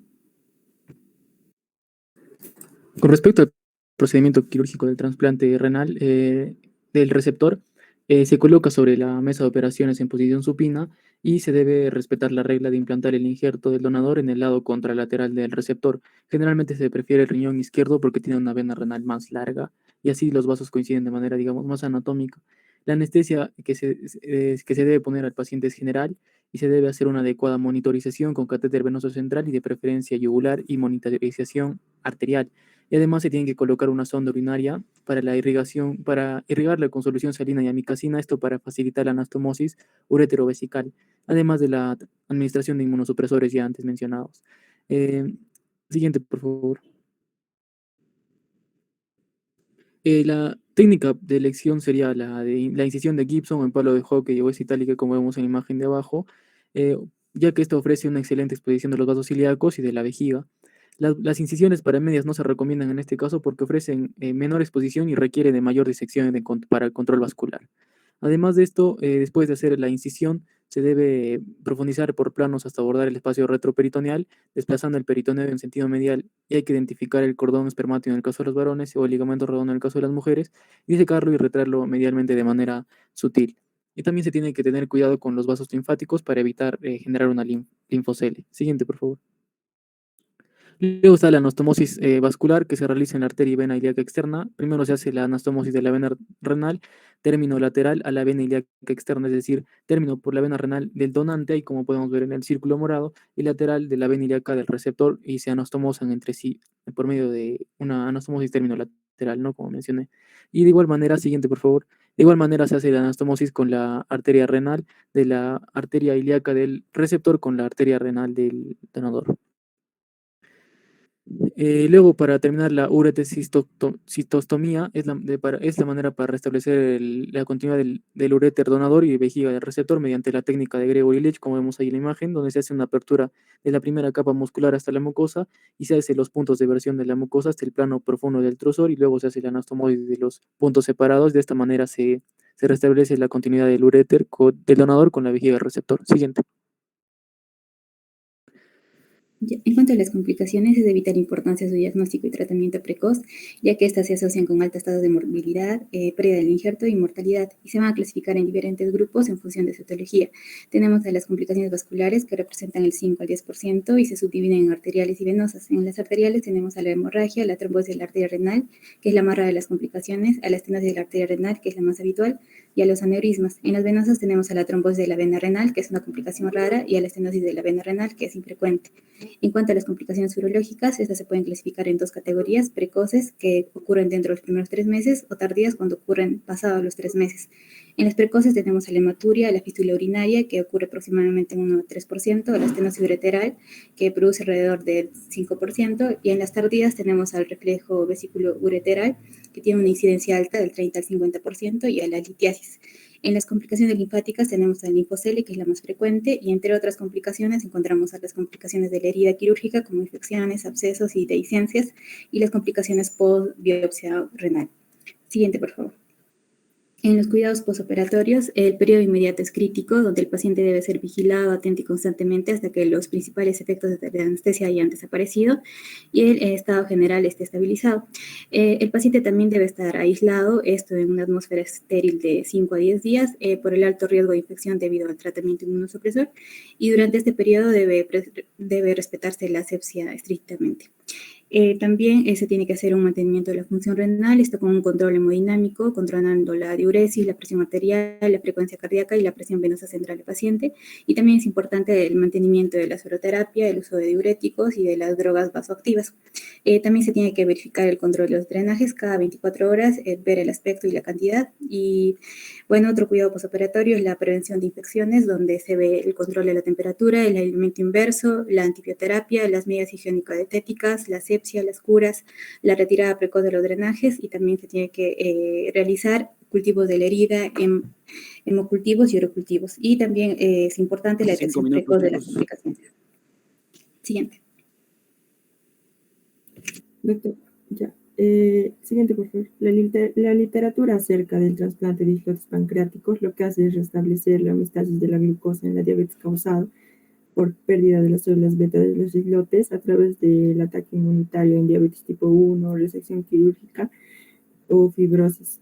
John Naharian y David Sutherland en 1980 publicaron la primera serie de pacientes de pancreatectomía total con autotrasplante de islotes en el tratamiento de pancreatitis crónica. Los procedimientos, siguiente por favor. Los procedimientos son el autotrasplante de islotes, lo que hace el páncreas enfermo, se receta durante la pancreatectomía total, junto con el duodeno y el vaso y arterias comparten la misma irrigación. Mientras se realiza la reconstrucción de gastrodinostomía y coledocoduodenostomía de Yeder-Roux, el páncreas se lleva al aislamiento de islotes y luego se somete a centrifugación para maximizar el islote. El producto final del islote se trasplanta intracortalmente a través del unión de la vena esplénica, puede ser también de la vena mesentérica o recanulación de la vena umbilical. Siguiente, por favor.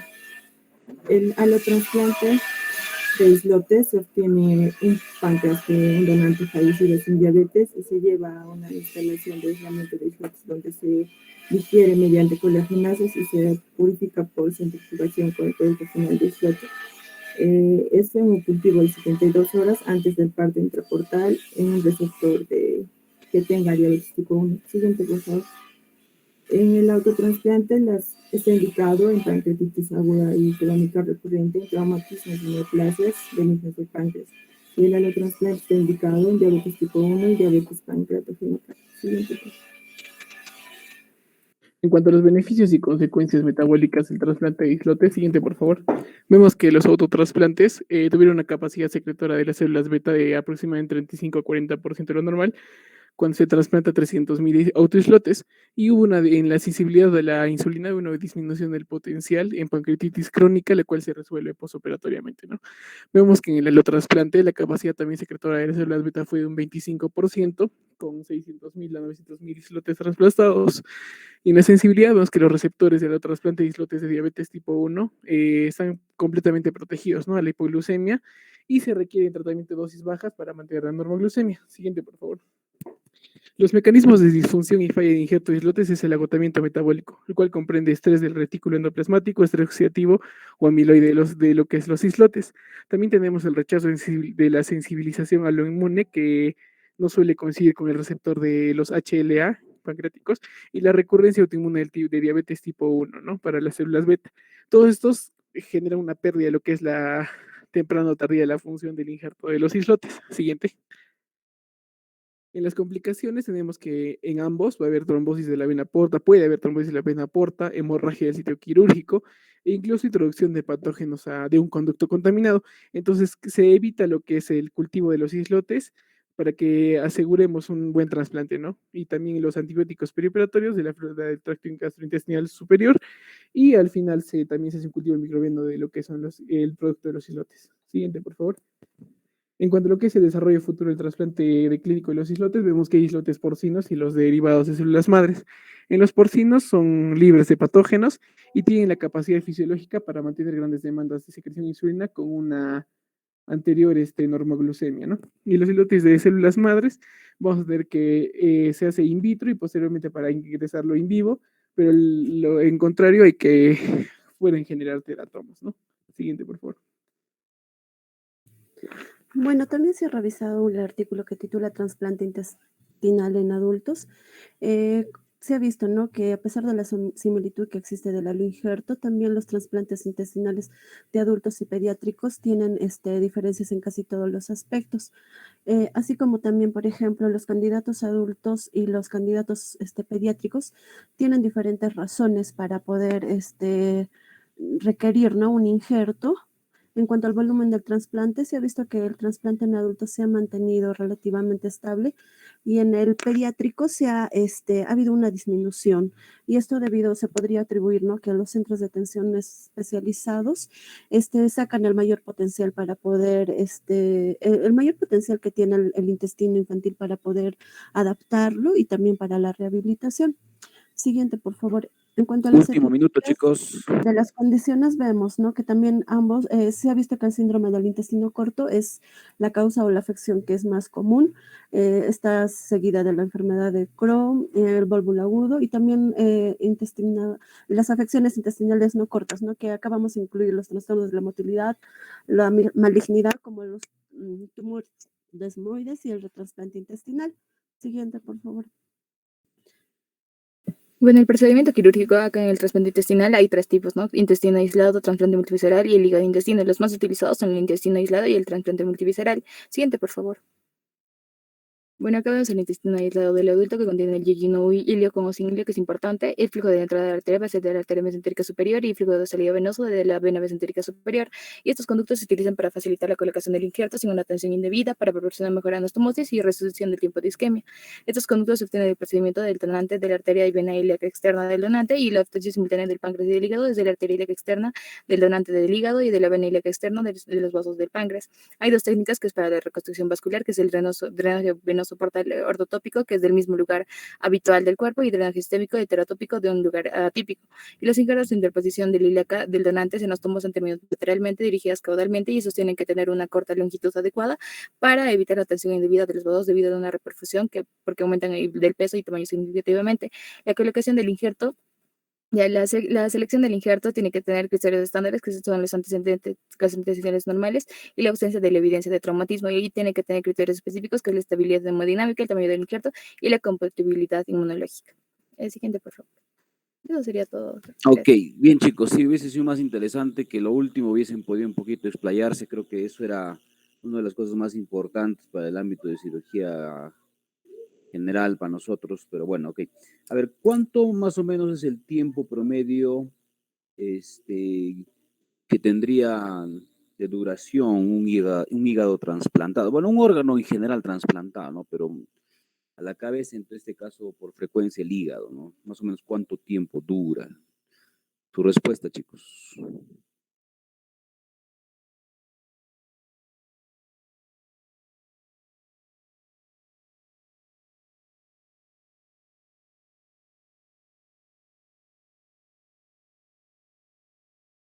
Doctor, el tiempo ¿Ahí? de la supervivencia de un hígado trasplantado va a depender en realidad de cuáles van a ser las condiciones del paciente, pero suele ser de 5 a 10 años. Ya, a ver, han hablado de trasplante de islotes pancreáticos y pusieron en pancreatitis aguda recurrente. ¿A qué significa a qué se refieren con eso, ¿no? De pancreatitis recurrente, ¿cuántos episodios tiene que ser para que el paciente sea candidato? ¿Cómo es? No entendí esa parte. A ver si nos pueden explicar cuál es su respuesta, chicos.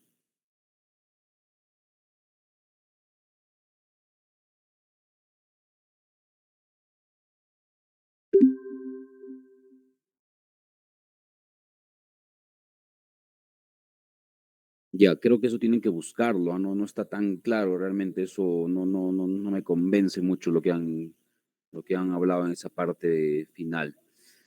Pero bueno, ok, ya chicos, entonces estamos terminando en general más o menos todos los grupos. Entonces, repasen también las exposiciones del día de hoy, estudien esta semana, ¿no? De los temas que hemos desarrollado y pues igual la metodología del examen de la próxima semana es la misma, igual que la primera, ya no va a haber mucha variación, va a haber preguntas sueltas, casos clínicos también, promedio unos 6 en general, ¿no? Y vamos a mantener igual como el primer examen, así que estudien, por favor, ¿ya? Listo, chicos, estamos terminando, cualquier cosa estoy en contacto con Karen. Gracias, doctor. Buenas tardes. Gracias, Gracias, doctor. doctor. Buenas tardes. Gracias, doctor. Gracias, doctor.